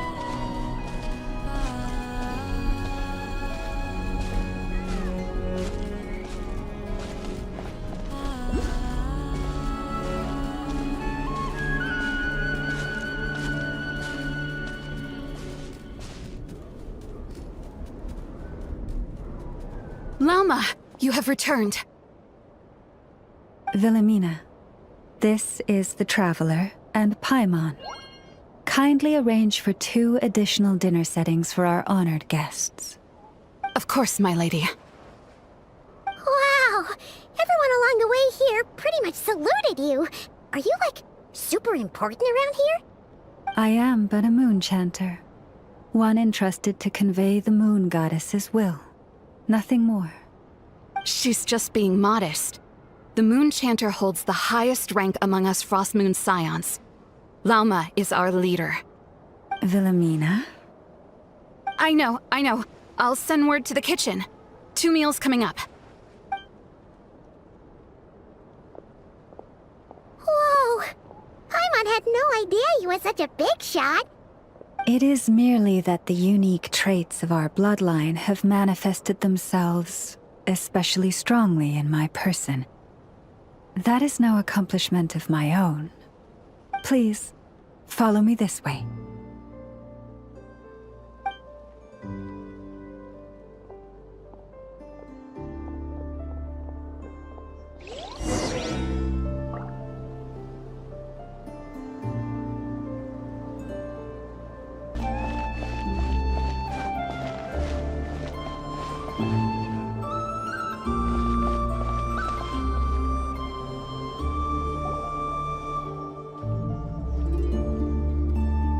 Even to this day, I am still trying to piece together the many fragments of our past. It is a story not only of the Frost Moon Scions, but also of the moons themselves. A story of the moons? Yes. We Frost Moon Scions are the last descendants of the ancient golden realm of Hyperborea. Its former glory may have faded, but what remains is a memory uniquely ours. In the distant past, Teyvat had not just 1 moon, but 3. It is said that they were created by the primordial master of this world, cast into the firmament to keep peace in the land below. Firstborn was the eternal moon, largest of the 3. Legend has it that it was her immense kuvaki that gave rise to the ocean tides. Next was the frost moon. Smaller than her big sister, yet brightest in radiance. Her glow became the cold, undying lantern of the night. Finally came the iridescent moon, smallest of the sisters. Most of the time, her light was barely visible to the naked eye. Yet when she shone, her fleeting halos were all the more mysterious for it. Wow! Sounds like it all happened so long ago. So, what happened to them afterwards? Afterwards, well, as you have seen, the 3 moon goddesses perished. This happened in a war triggered by the Descenders, and of the 3 lunar husks, only the frost moon survived unbroken, while the others were shattered to pieces. Oh, so that's why there were ancient moon's remnants in the sky. Yes. It is also said that when the moons shattered, most of their fragments rained down upon this land like stardust. That is why Nod Kari is blessed with such an abundance of kuvaki. As for the remnant that the Fatui recently pulled down, that belonged to the eternal moon. Wait a sec. But you just said that 2 of the moons were shattered, so where are the remnants of the iridescent moon? The iridescent moon's remnants were never found. What happened to her after the war remains a mystery. Some say she vanished in an instant, while others believe that her remnants are simply too delicate to leave a trace.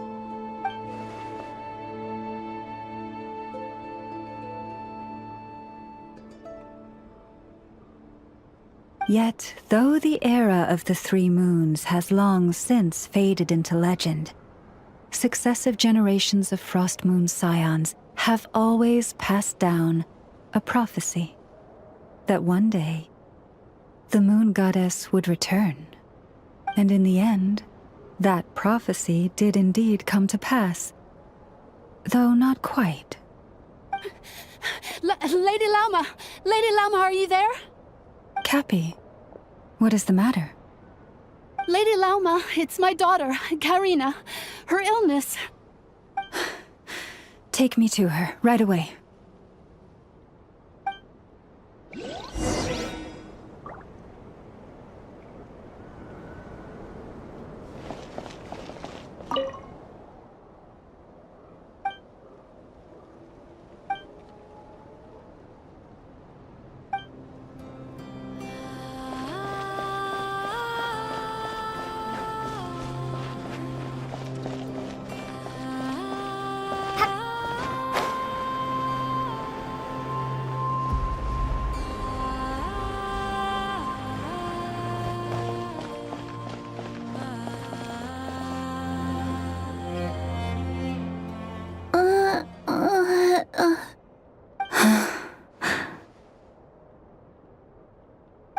Her sensitivity to Kuvaki is flaring up again.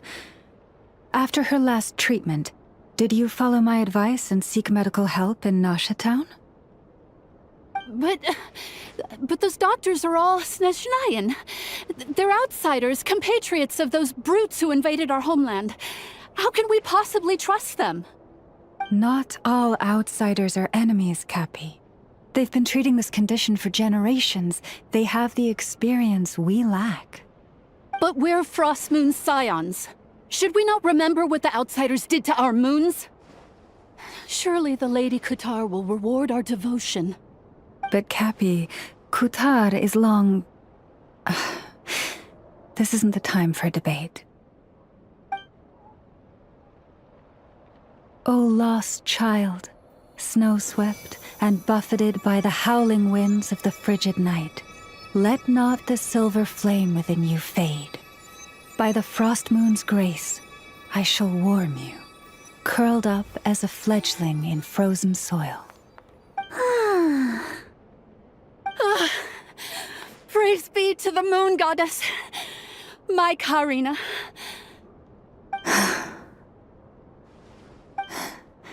Remember, she must take powdered laka berries daily. It will ease her symptoms.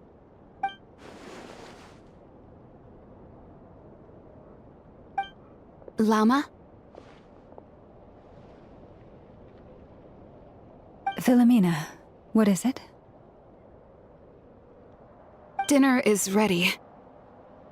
I see. Cappy, let her rest here for the night. I'll have someone bring her a blanket. All right. Thank you so much, Lady Lauma.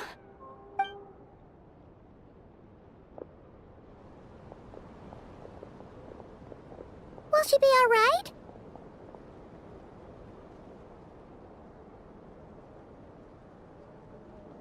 Yeah!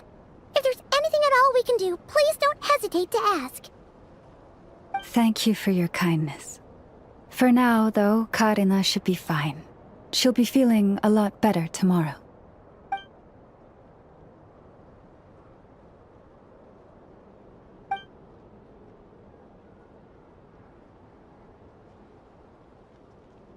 Please do not be worried.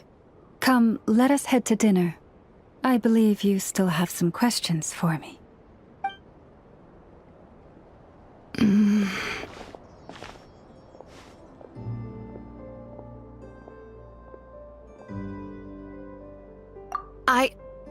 Oh, sorry. Yes, I'll be coming too.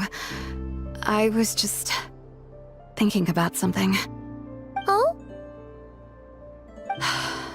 Lauma makes such an unshakable moon chanter. Calm, capable, someone we can count on. Deep down, though, I know she's been quietly carrying the burden for the rest of us. Traveler, Paimon, believe me when I say that as a fellow Frostmoon Scion, I do worry about Lauma. It's just that sometimes it's hard to say it to her face. Could I ask you to look out for her?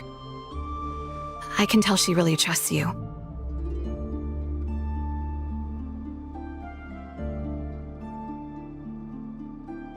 I fear that would stress her out even more.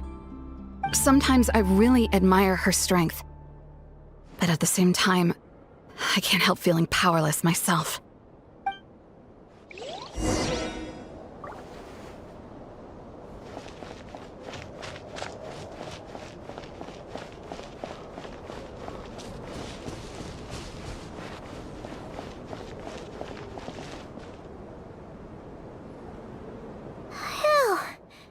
Paimon's so full. That was even better than the stuff you gave us before. I'm glad to hear it. Thank you for accepting such simple hospitality. Hey, we should be the ones thanking you. Seriously, that was seriously scrumptious. How did you even manage to finish it? This slop's barely edible. Then again, I guess that's what you'd expect from savages. It's you! Those rude Alpha Tui we just met back in Nasha Town! My sincerest apologies. If you found the food we gave you earlier difficult to swallow, may I suggest taking a deep breath and joining us? These delicacies might change your mind. After all, I suspect that your previous meal may have been tainted with something most unpalatable. Huh? What do you mean? Tainted with what exactly? With the bitter snobbery of those who call themselves civilized. Why, you? Looking for a fight? Sure, I'd be more than... Hold it! We're not here to brawl. Yet. We're here on official business. Orders from above. We're here to deliver the Frostmoon Scions a warning. Or rather, a final ultimatum. You have 3 days to hand over the relic and reveal the whereabouts of your so-called Kutar.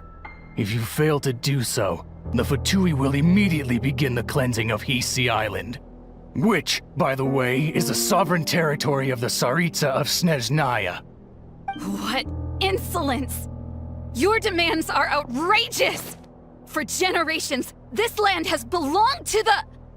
Dear guests, allow me to save you both time and trouble with a speedy reply. The Frostmoon Scions will never hand over anything to the Fatui. And to those who set foot on our land with ill intent, I say this. With your blood, we shall draw an inviolable line in the snow. That applies to you, too. Stubborn savages, the lot of you!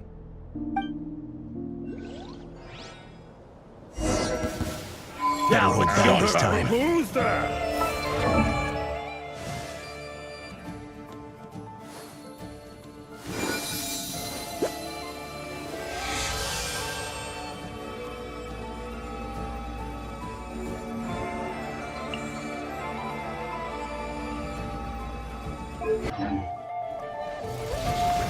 Leave this place. This oughta... Target acquired.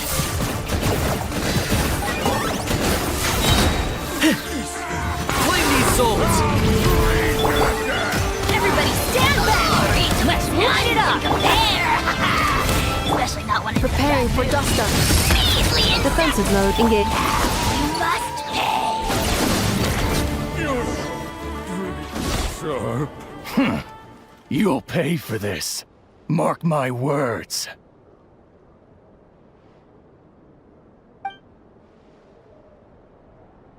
Hey!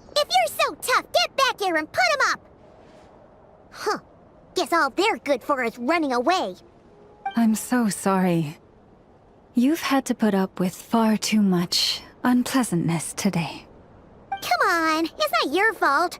We don't like bullies like them either.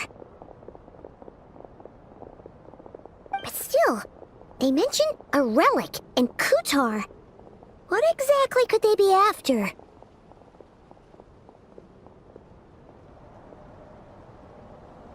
Oh yeah, so this might not be the best time to bring this up, but we kinda have a favor to ask of you, Lama.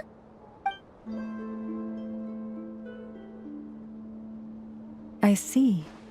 So your questions concern the sacred relic too. Please, do not hesitate to speak your mind. Unlike those insolent intruders, you walk in the moonlight with open hearts.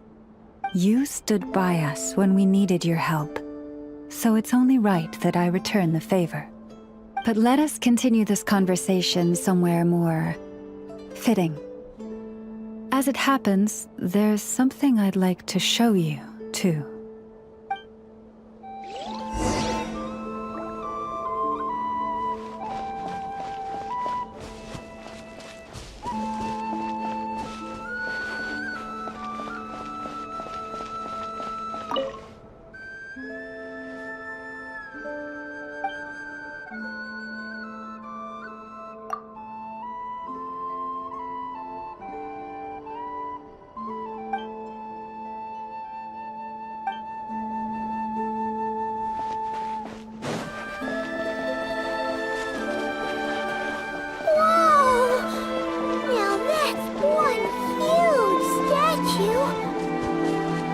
This is the statue of our goddess, the Moon Maiden Kutar.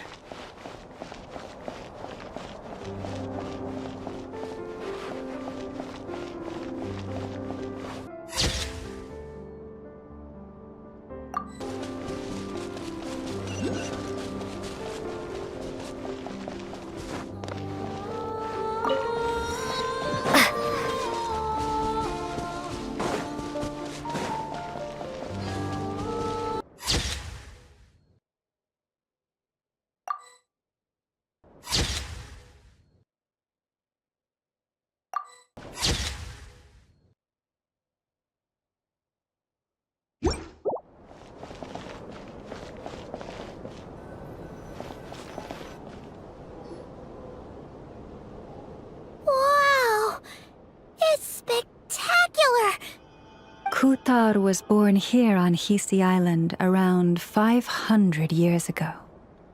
As it just so happened, a priestess of the Frost Moon Scions witnessed the moment of her birth.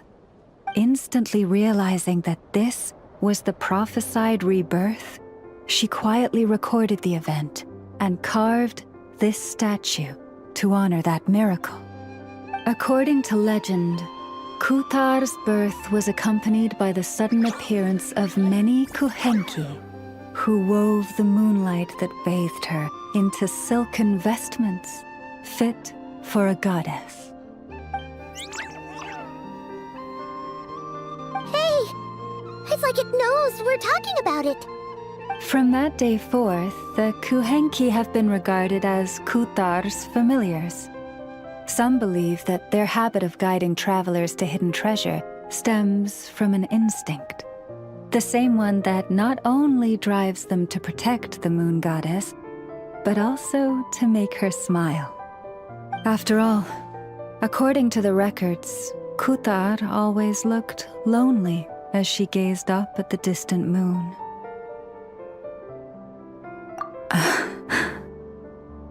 Kutar left Hisi Island before I was even born. According to the previous moon chanter, the goddess was angered by our people's greed, and that is why she left us.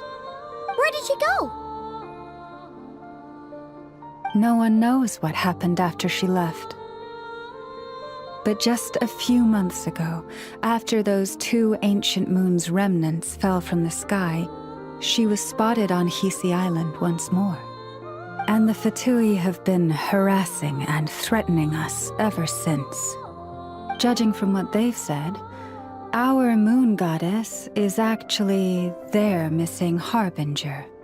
Columbina, the damselette. The damselette? But isn't she number 3 amongst the Fatui harbingers? So she's actually the moon goddess. Why would she join the Fatui then? That too is a question I've struggled with. But even at the best of times, understanding other people's choices is difficult, let alone those of a goddess. Plus,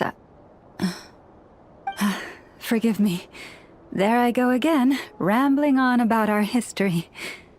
But you came here to ask about the sacred relic, didn't you? Honestly, Paimon's not sure which part she's more curious about now. Since ancient times, the Frost Moon Scions have had in our possession a special fragment of the ancient moon's remnants. A piece in which I sense a power unlike any other. Successive generations of moonchanters have all detected a divine presence within it. We call this unique remnant the Moon Marrow. We heard you can use it to see what happened in the past. What is it in particular that you seek from the past? Well, basically, to cut a long story short, the traveler here is actually from outside of Tibet. Oh.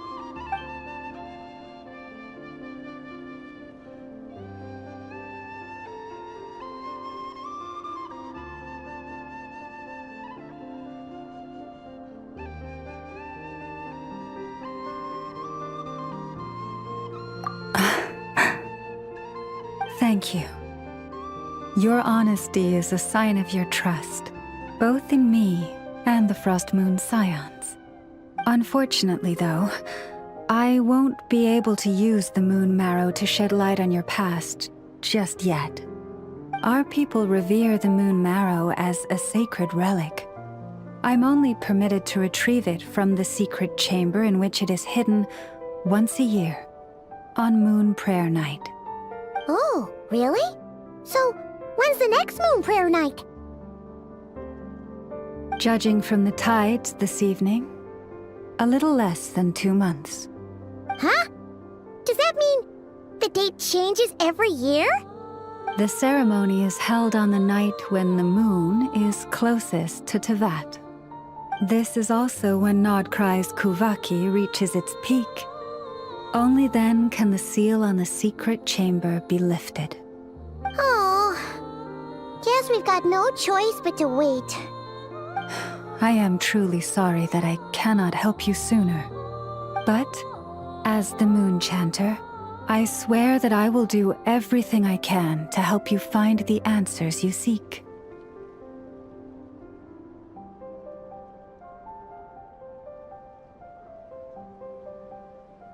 Think nothing of it. After all you've done for us, you deserve nothing less. Who'd have thought today was only our first day in Nod Kari? Feels like so much has happened already.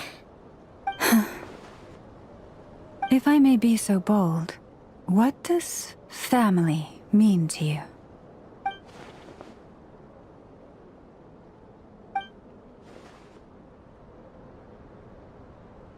If you are aware of something, a secret that could hurt your family, would you be honest with them? Or try to hide it?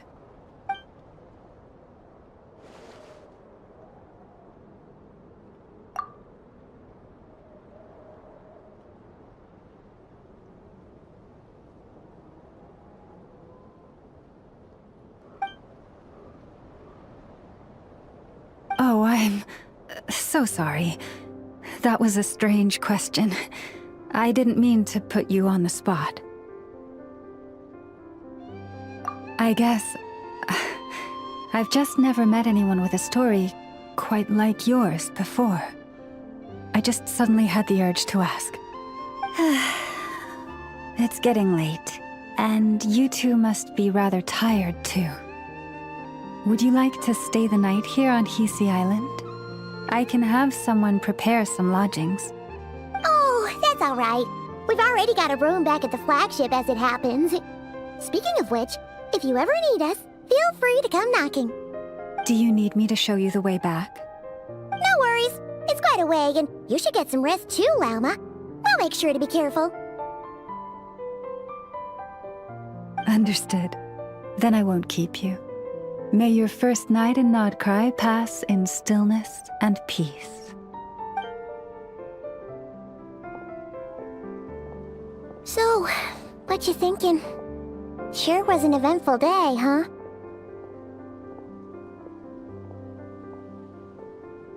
The good news is, we're not at a dead end in the search for your spaceship yet. We can always learn more about this place while we wait. The usual drill, huh? Paimon's really getting sleepy now. If she gets too tired to fly back, you carry her, okay?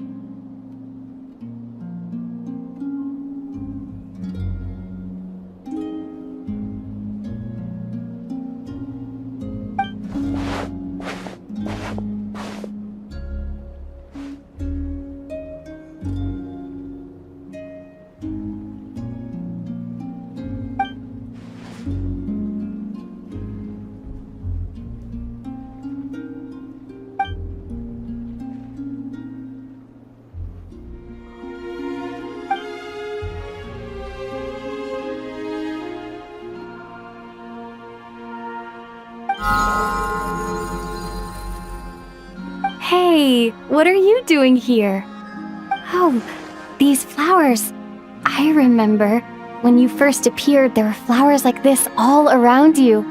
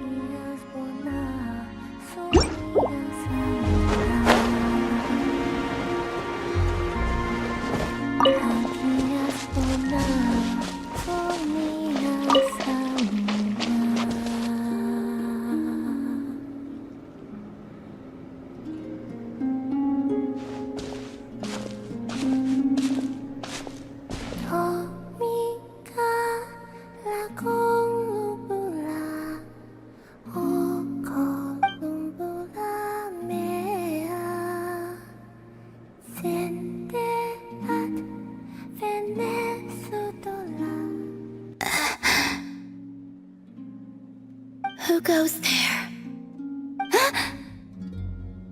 How did you get in here? I am but a passing traveler. I followed your song here. I'm very sorry if I've intruded.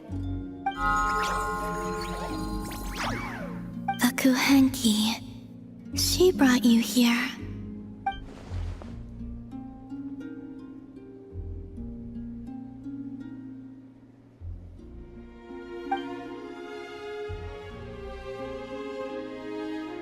May I ask, are you the one they call Kutar?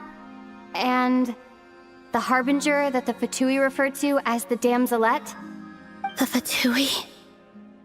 Are you here at their behest?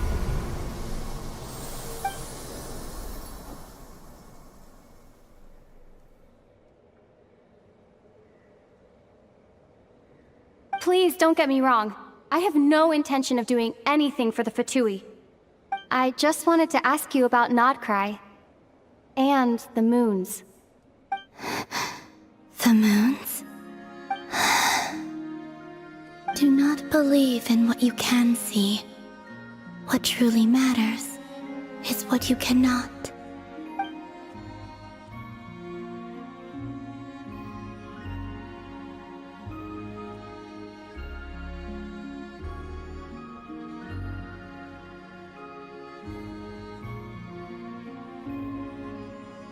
What do you mean?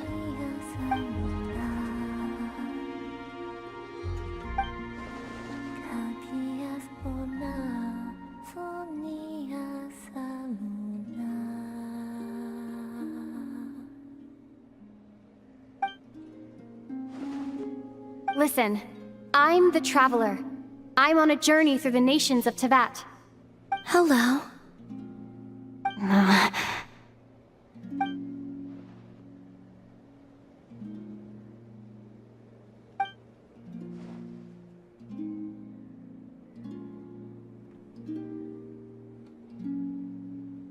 Could you tell me your name?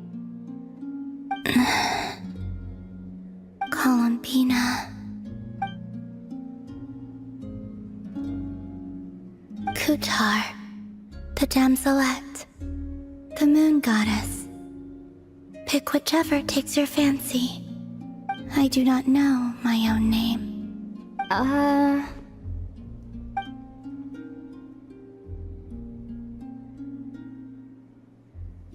Then...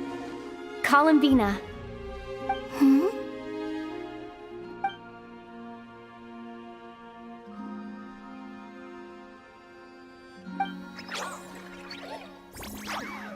This Kuhenki, this Luanatar, did you bring her into being? Come here, little one.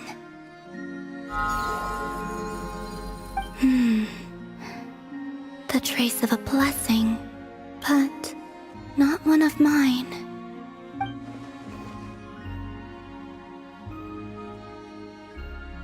People always assume I can do many things. Assume I have done many things. But I haven't. All I ever wanted was to.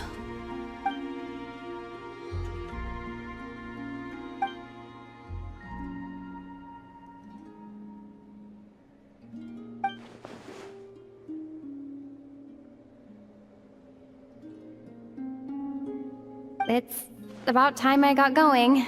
I'm very sorry for disturbing you today.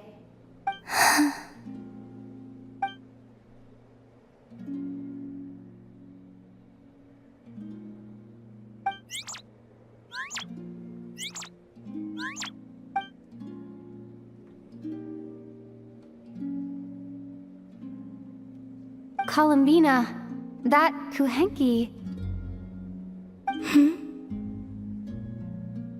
Oh, you're leaving?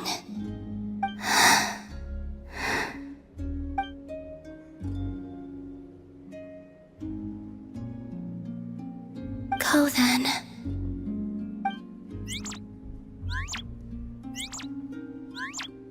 Goodbye. Take care. The moon can be treacherous.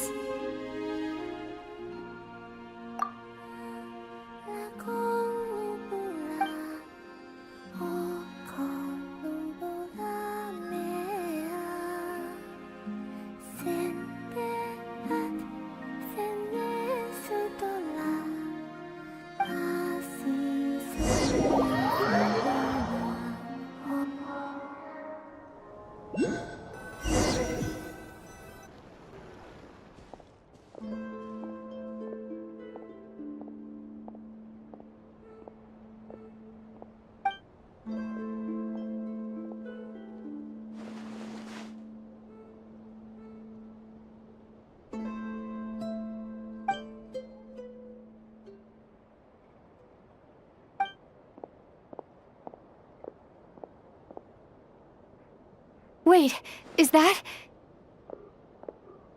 Ether?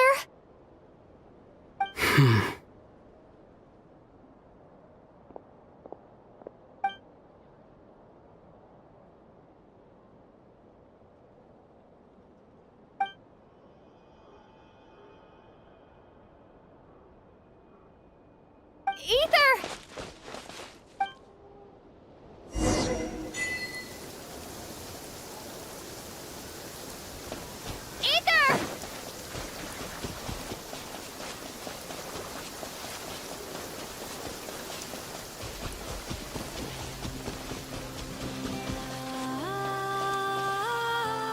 Ether, Lumine, it's you.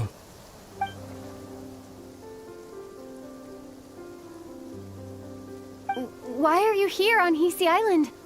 If I told you I was here in search of the Frost Moon Scion's sacred relic, what would you think?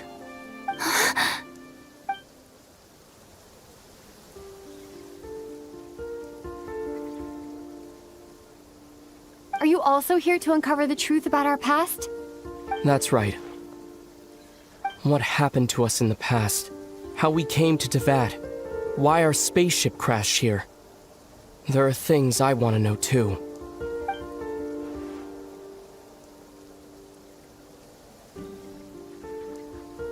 But I'm not about to sit around waiting for another 2 months to find out. Wait! Wait? But I still have unfinished business.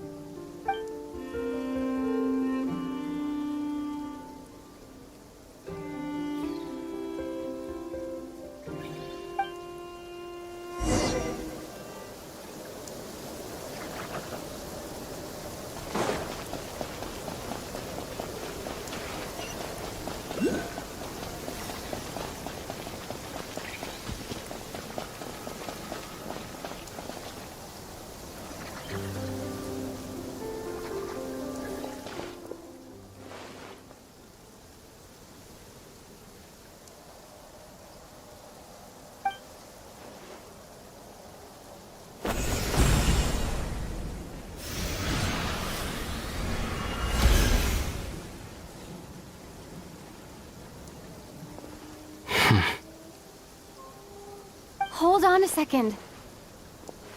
What's wrong? That's the Frost Moon Scion's sacred relic. We can't just... Use it to get to the bottom of all this? We should at least get their permission. You barely even know her. Yet already you hold that moon chanter in such high trust. What do you mean? She told you that the seal can only be broken on Moon Prayer Night, when the flow of Kuvaki is at its peak, yes? You heard all that? Watch this. Huh? But... Get it now? She's been stalling for time. As long as the statue's base is imbued with sufficient power, the secret chamber can be opened at any time.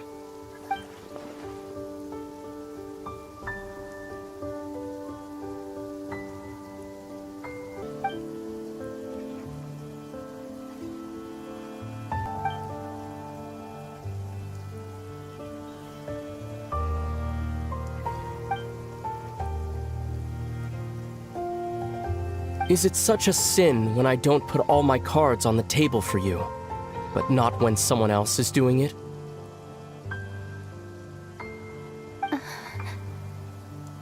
It's not like that. Is it?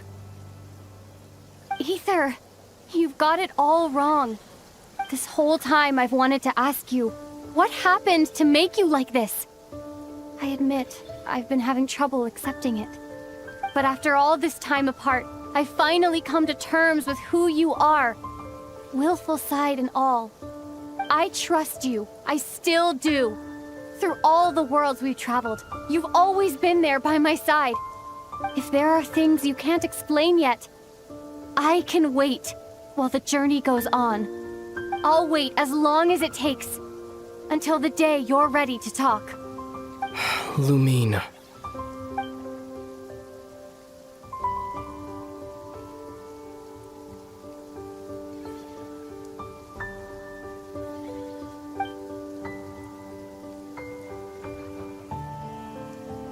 I'm not looking to borrow the Moon Marrow simply because of our past.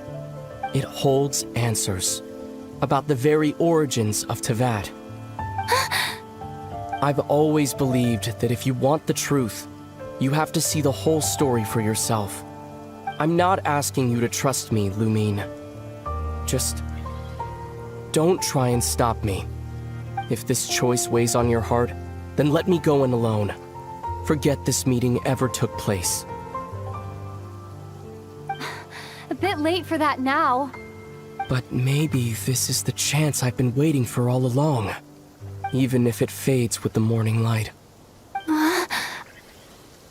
I want to go with you. You sure? Yeah. Then let's go. Ether. It's been ages since we went on an adventure together. I can't wait. Really? You think I'd lie to my little sis?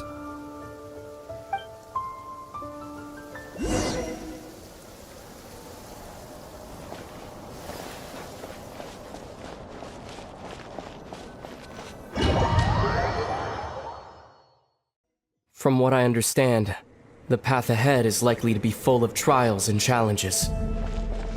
A deterrence against intruders, and a test for those who truly seek entrance. Nah, I doubt the two of us will have any problems. I agree.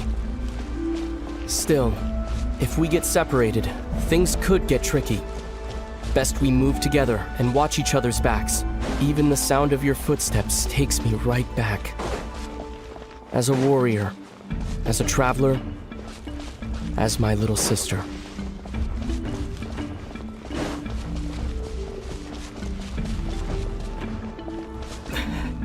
Looks like this is the first trial.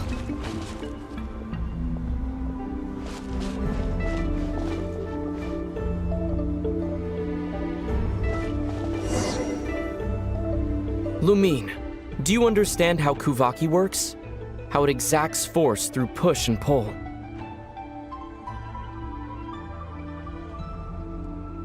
Let's see. How about this?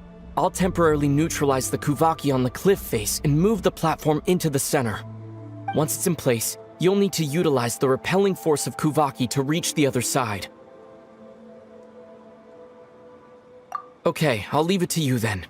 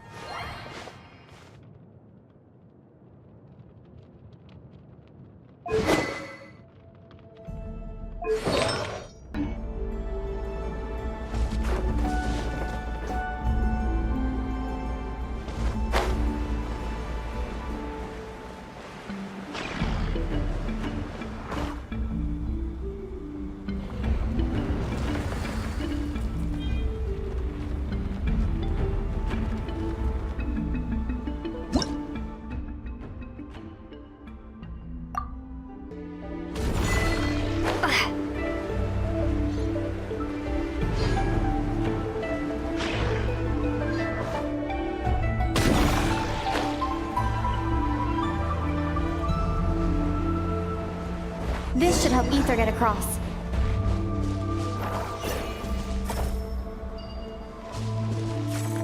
Ether!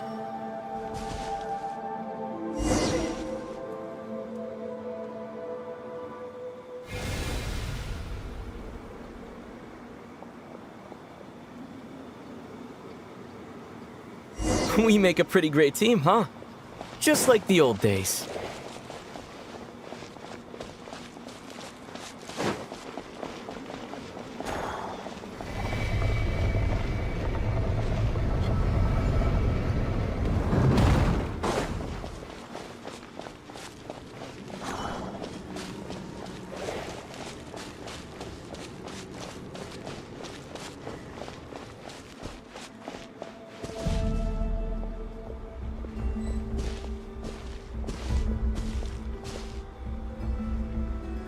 A wide open space. Must be in for a fight.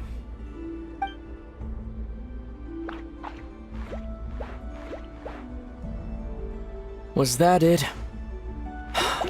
What a letdown.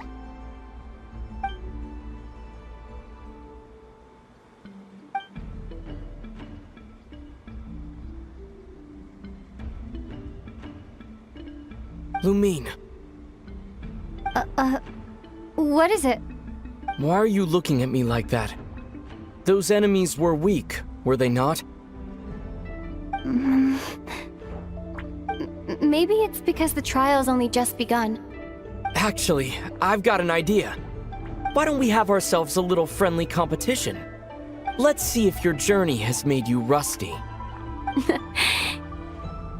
You're on!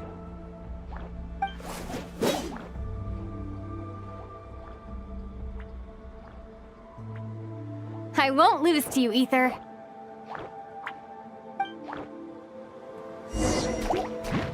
If memory serves, I used to come out on top more often than not.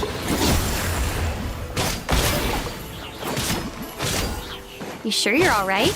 Seems your memory's slipping, Ether. Save it. We'll know who's stronger soon enough. Let's see what you've got.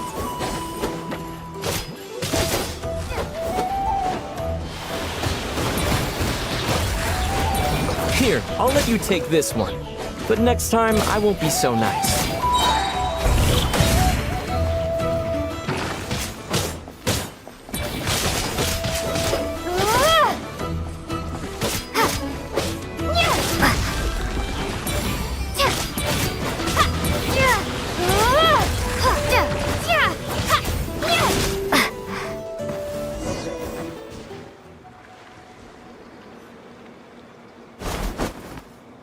Fine, you win.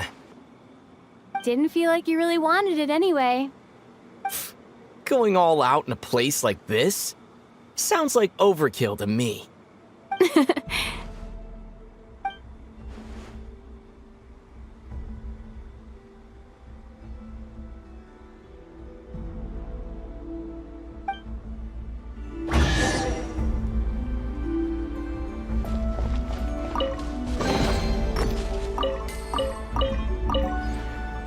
Let's keep moving.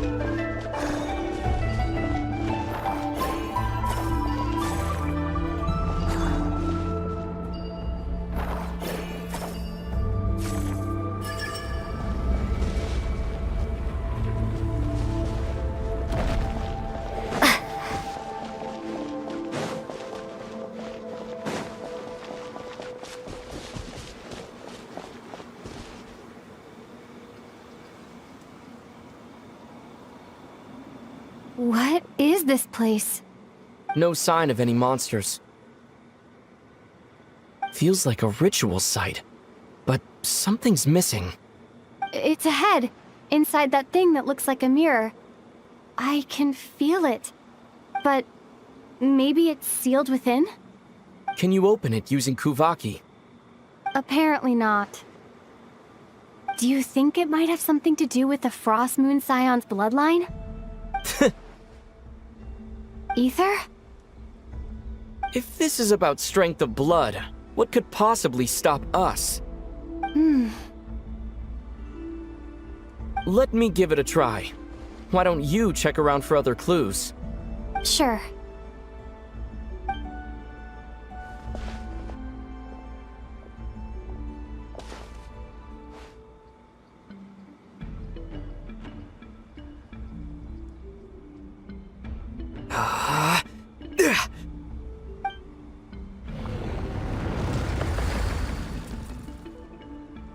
Found it. This should do the trick. Okay.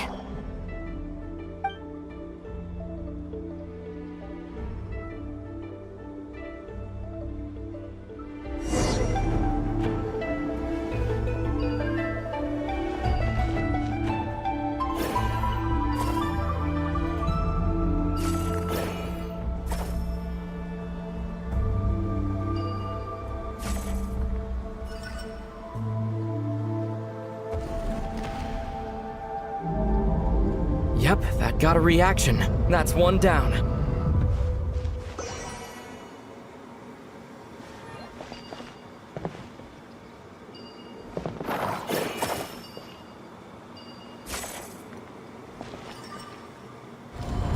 Nicely done.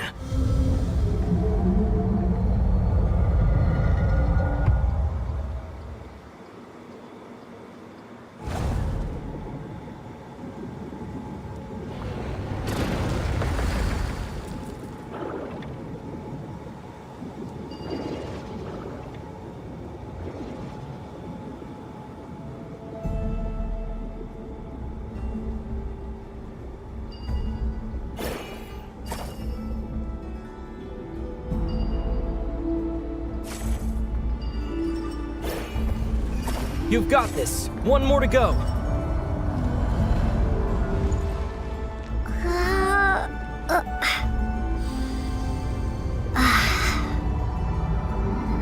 Good work, Lumine.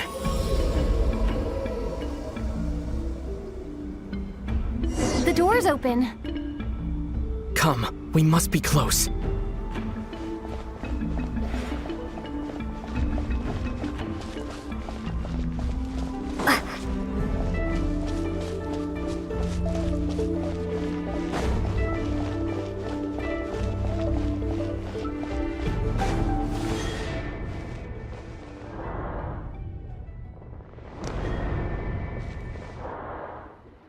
Stay on your toes now. Have you considered that I might be the more experienced between us? Is that so?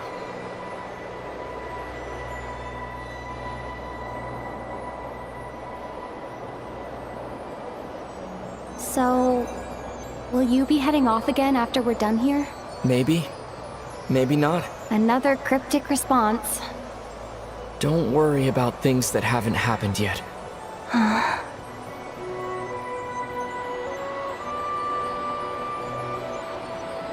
At the end of all this, what do you think we'll find? Whatever it is, we can handle it. What about the end of our journey?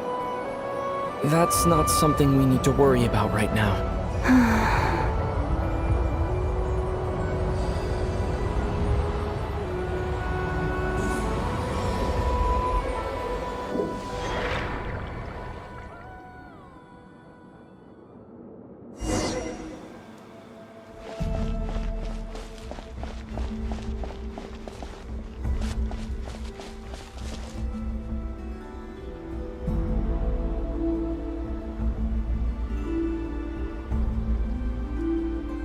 Looks like the final trial is just up ahead.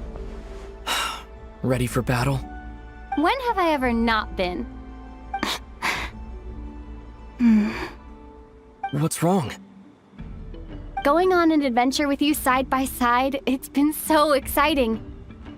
But at the same time, it just feels surreal, I guess. Maybe because it's been so long.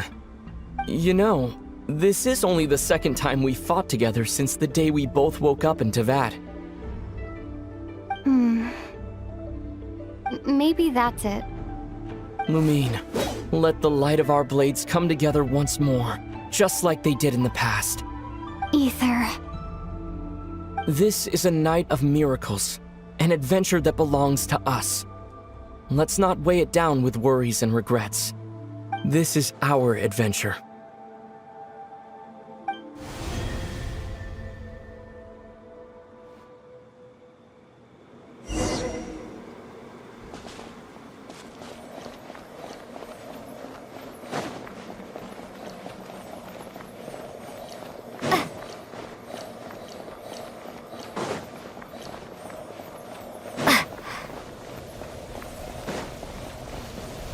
Here goes nothing. Prepare for battle. Stay focused! Dodge its attacks!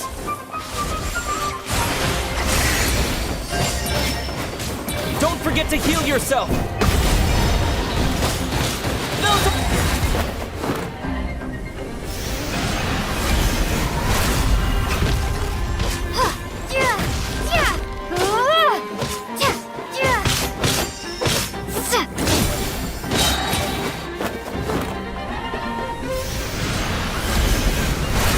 Watch out! Time for the finishing blow!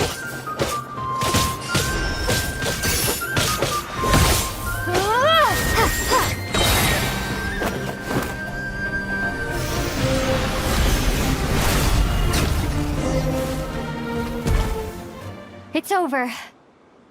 Nicely done. Flawless execution. Couldn't have pulled it off without your backup. Not too shabby at all. As for what you were saying, yes, I should have come to see you earlier. Or at the very least.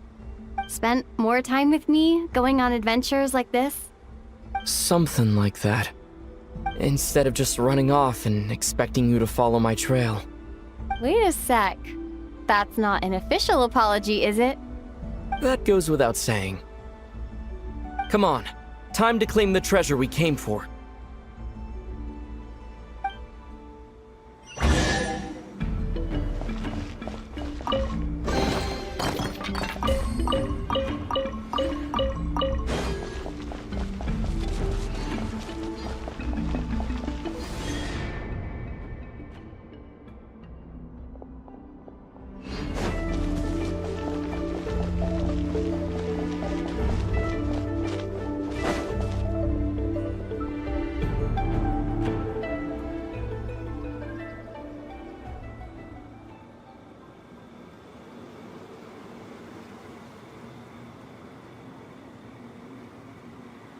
So this is the Moon Marrow, the treasure we've been after. All right, go get it for me, Lumine. It belongs to me.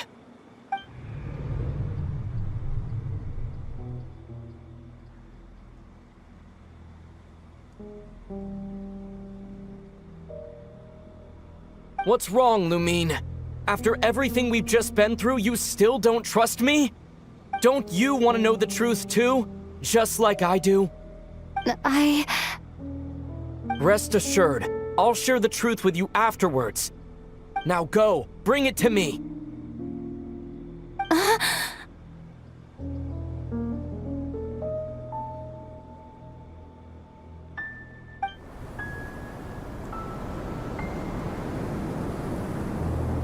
What's going on? Where did this fog come from?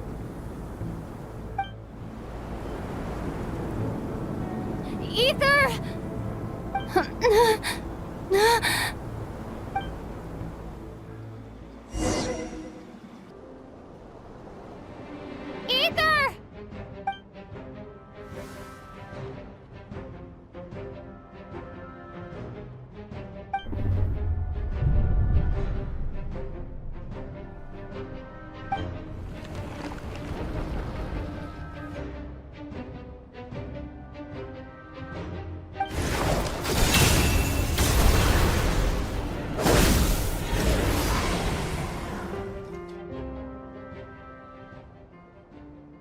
Ether! Huh? What are you doing here?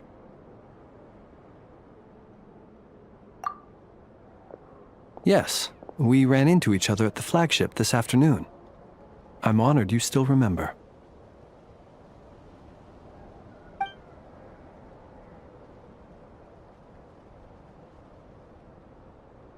Are you looking for something here?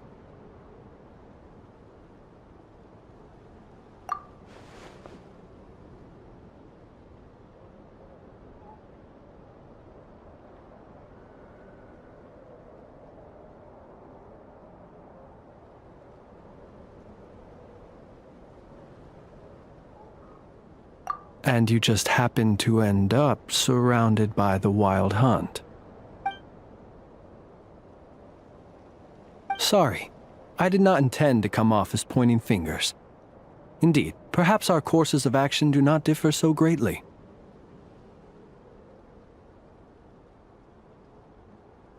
Not exactly. We Lightkeepers are accustomed to patrolling at night. A long-held tradition, you understand. I was just passing by when I noticed that the Wild Hunt had struck. So I simply did what I am duty-bound to do. As a matter of fact, I just saw someone leaving in quite the hurry. Was that your companion?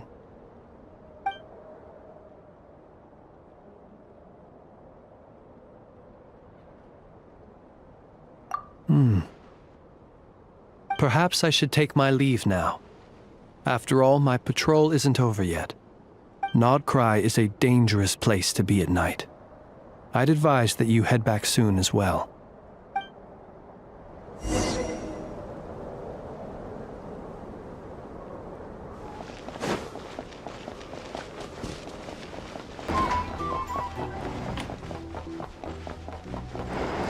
So noisy here. Back in my day,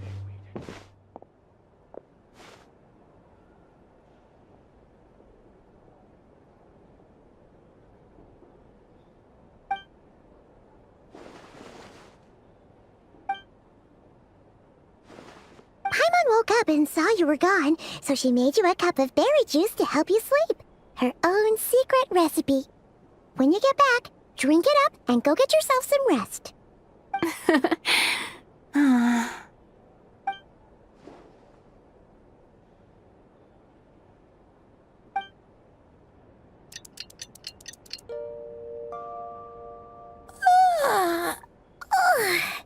Good morning? If now still counts as morning. When did you get back last night? Did you sleep well? Good to hear. So, where'd you wander off to on your midnight stroll? Anything interesting to see in Nod Kari at night?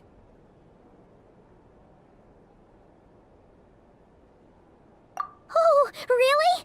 Come on, don't leave Paimon hanging.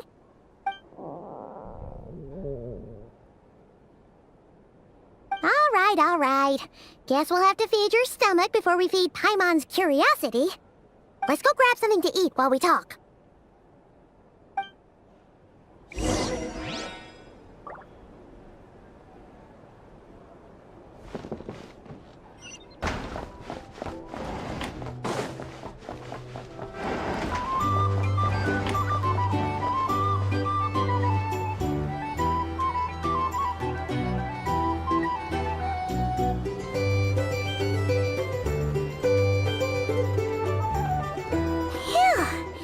This is just the best, huh?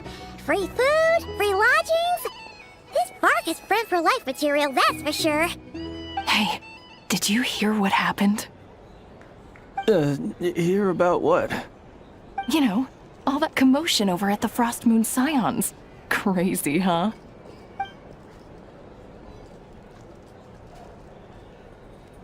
Huh? What happened? See what I mean? Completely oblivious to what's going on around you. The sacred relic of theirs. It's been stolen. Hey,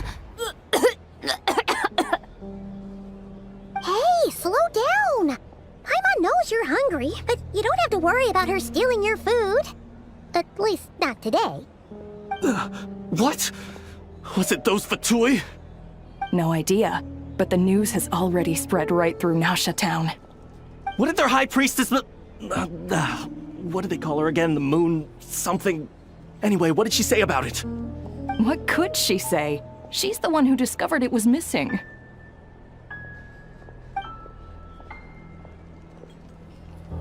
She was in Nasha Town first thing this morning, hoping to launch a joint investigation with the Voyage Guild. Whoa! Did you hear that? Lem and the others, their sacred relic's been stolen! Who in Tifat would even have the nerve? Paimon bets it was that bunch of good-for-nothing, rule-breaking, troublemaking Fatui!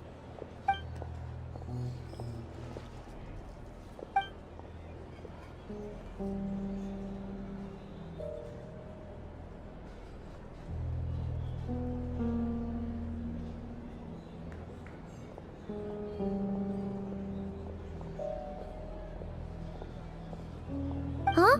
What's wrong? You feeling okay? A joint investigation? Good luck getting any takers. Unless there's some reward or a business opportunity to sweeten the deal. Same thoughts here. So just a few minutes back, she switched gears and headed over to the one place that might actually be able to solve this. The Curatorium of Secrets. Ah! You scared, Paimon! What is it? Huh? Okay, just... Hey! Paimon's not a baby, you know! Quit pulling her arm!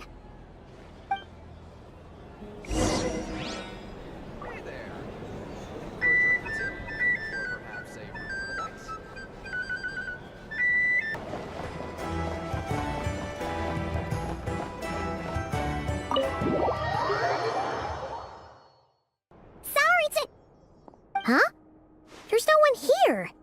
But didn't they just say Lauma came this way a few minutes ago?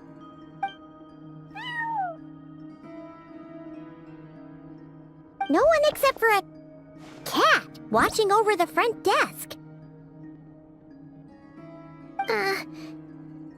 Excuse meow? Are we supposed to check in here?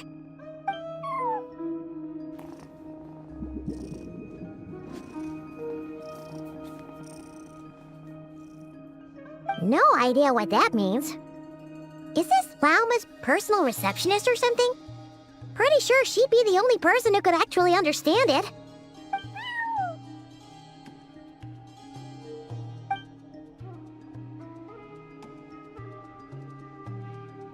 Huh?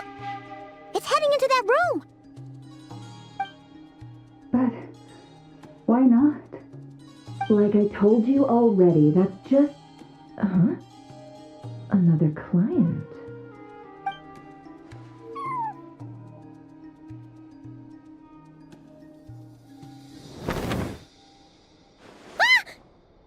So, you were in this room the whole time?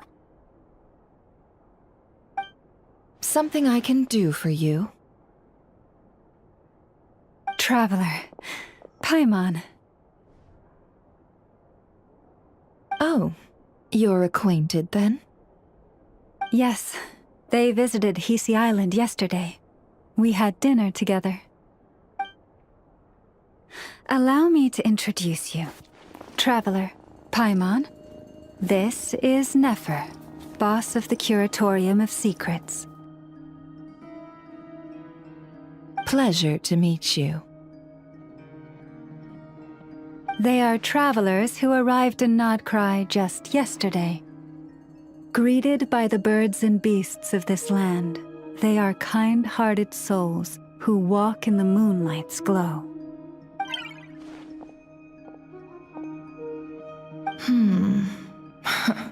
Interesting.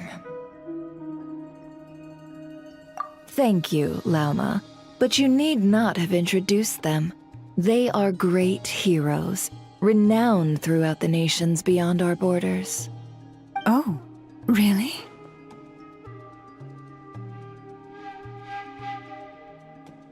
Do not forget, I deal in information. Just because most people in Nod Kari pay scant attention to foreign affairs, that does not mean the same goes for the Curatorium of Secrets. They're the heroes everyone was talking about before. The ones who saved Natlan during the Abyss crisis.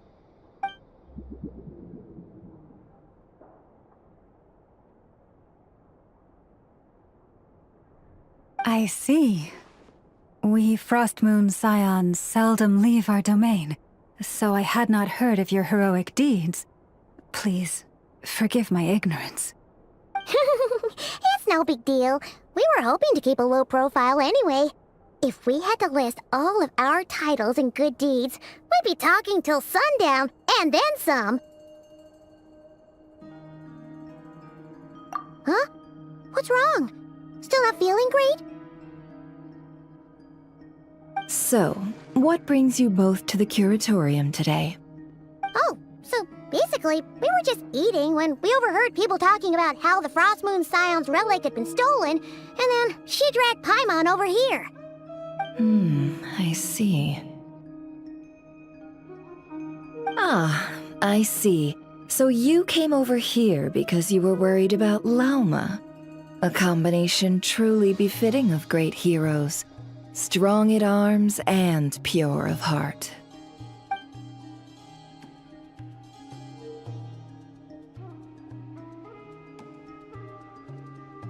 In that case, Lauma, I've got a suggestion.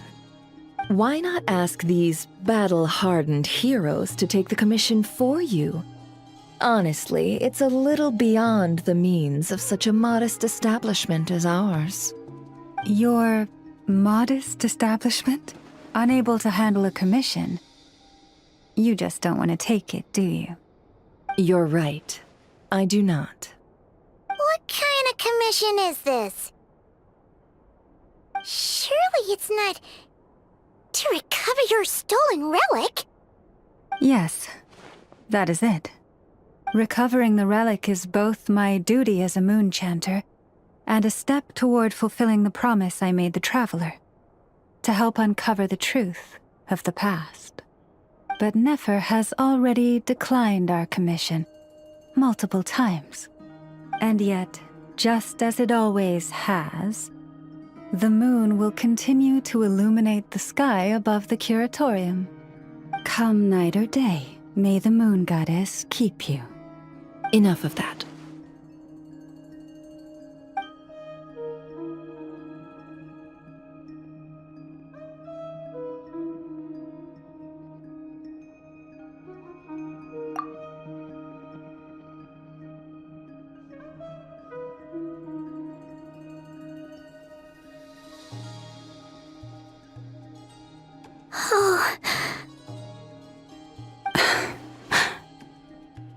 So, according to her, she never came into contact with the relic.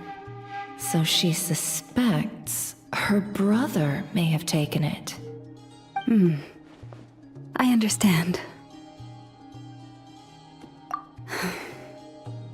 The Frostmoon Scion's secret chamber has remained hidden from the world for generations. But the reason outsiders are forbidden entry is not only to prevent theft. Within the chamber lie ancient trials, challenges designed to test the worthiness of those who enter. To intrude without rightful cause is a most perilous act indeed. So please, don't be too hard on yourself. The fact that you made it through those trials proves your right to stand before the relic. To put it simply, the Moon Marrow itself has deemed you worthy.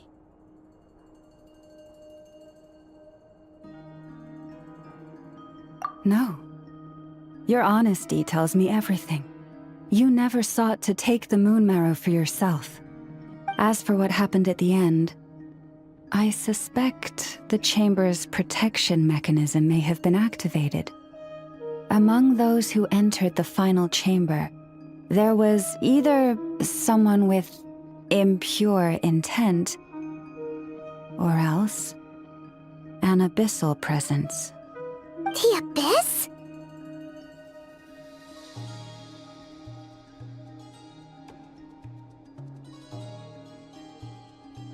Perhaps that's why, then. Either way, the Moon Marrow was taken. And I believe you. So the problem remains the same. I need to recover our relic.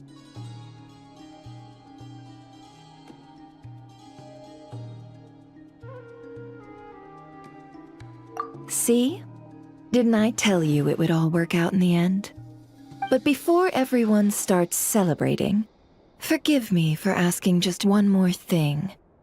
Are you absolutely sure your brother took the relic? What do you mean? Weren't they the only ones inside at the time? Who knows? Think about it.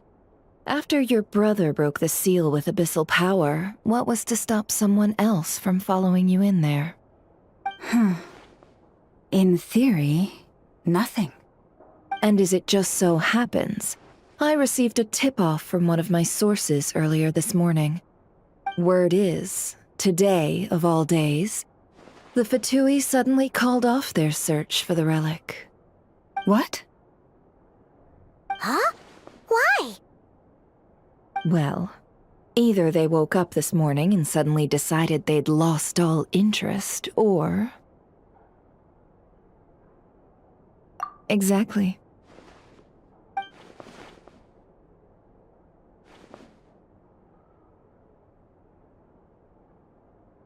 Are you wondering if your brother might be in cahoots with the Fatui?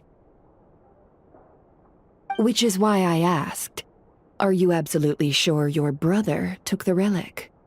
Or to put it another way, do you really know your brother?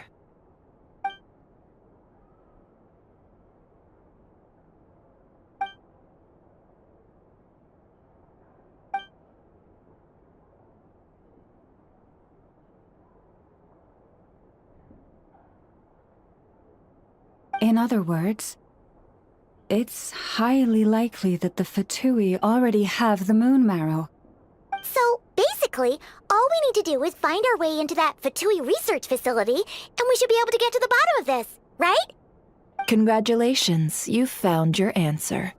Looks like the curatorium won't need to lift a finger this time. Well, Lauma, there we are. On behalf of our long-standing cooperation and the great hero by your side, I'll waive your consultation fee. But just this once. You're really not planning on helping us? I think I've helped more than enough already. If we're to stand any chance of infiltrating that facility, we'll need the help of a specialist. Just so you don't get the wrong idea, let me make myself crystal clear.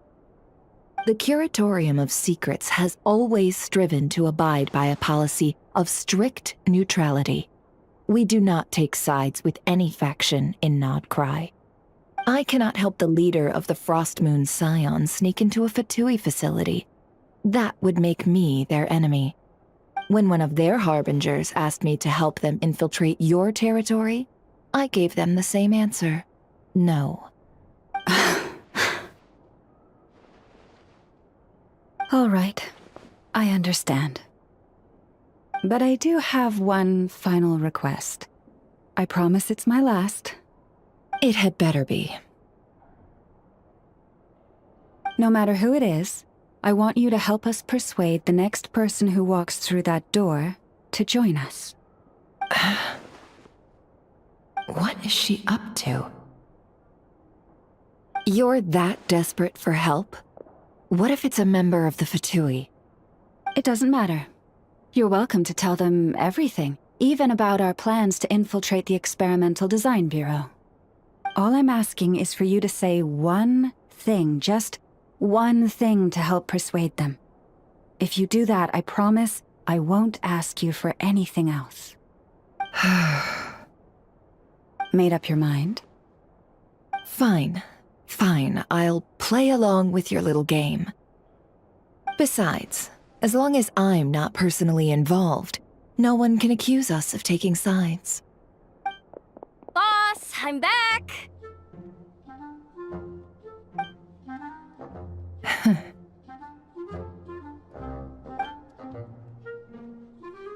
You won't believe the luck I've been having today. Remember you sent me to find that runaway cat, yeah? And you said I'd only be back after dark? Well, guess what? Right after I left the house, this big ibis flew over and the missing cat was right in its claws. And once it got close, it loosened its grip and... Boss, you're meeting clients. I'm so sorry. I'll get out of your way.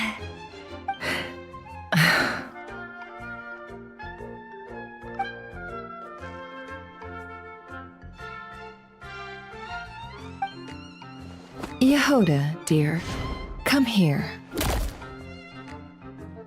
Huh? Me? Is something the matter? Oh, hi there. My dear Yehoda, I have a request. Yikes! Why does the boss sound so scary? Did I do something wrong?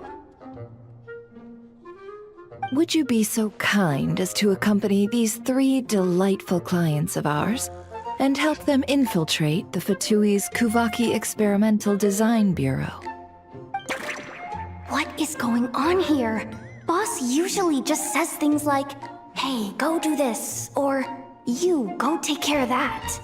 Why is she being so scarily polite? And wait a sec. The Fatui's research facility? That's basically a death sentence. Made your mind up yet, my dear?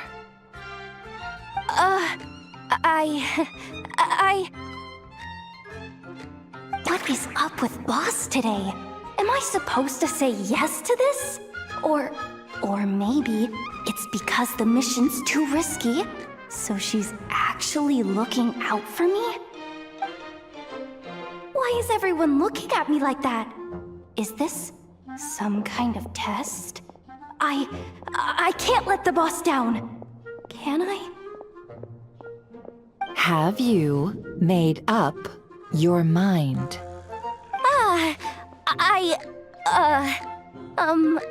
That's... Sure, why not? Really? You really don't mind helping us? Huh?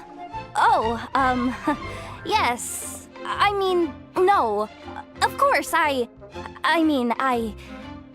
guess I do? Oh, thanks so much! We owe you big time! On behalf of the Frost Moon Scions, too, thank you, Yehoda, for your help. What the? Seriously, what just happened? Why does the boss look so fed up? Oh no, was I supposed to turn them down? All that mentoring, time spent teaching her how to deal with different factions. In one ear and out the other. Never. You got what you wanted. You promised that was it. I know this goes against your principles.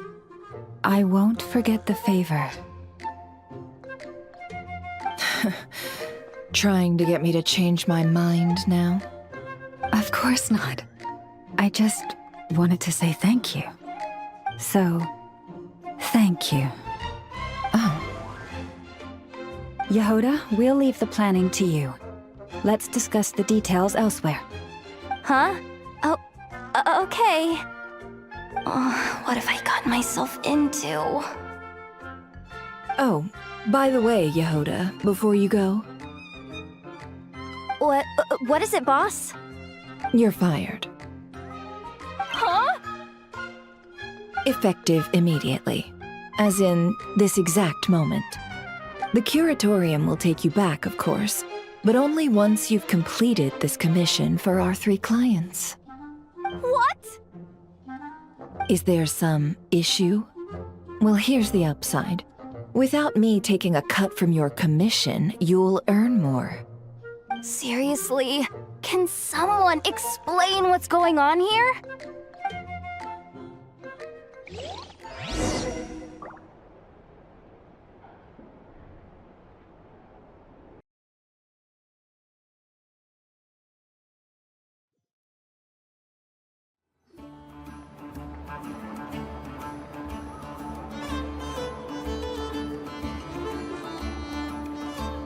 Are we sure Yehoda's alright? She looked totally crushed just now. She'll be fine, she's just in shock. But one thing's for sure, the curatorium's professional standards are beyond question. The fact that she only requested 1 day to prepare says it all. As an apology, I'll ask my animal friends to help her out more often in the future. Also, thank you for being honest with me. It means a lot. Was it really, though? As far as I see it, trusting your family is never wrong. In this case, let's call it a misjudgment. But the truth is, we all make mistakes every now and then. What matters is how we deal with the consequences. So, in return for your sincerity, there's something I'd like to share with the 2 of you as well. Oh? What is it? Perhaps it is something best said under the moon's gentle light. Would the 2 of you meet me on Hisi Island tonight? Oh, it does sound important. You're right, there's too many people here. Somewhere quieter makes a lot more sense. Thank you both for understanding. Then let us meet beneath the moonlight.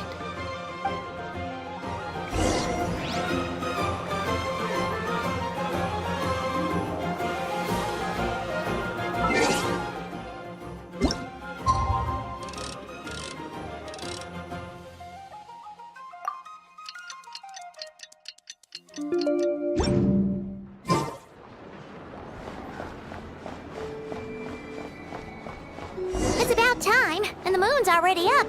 Let's head over to the place we agreed to meet Lauma.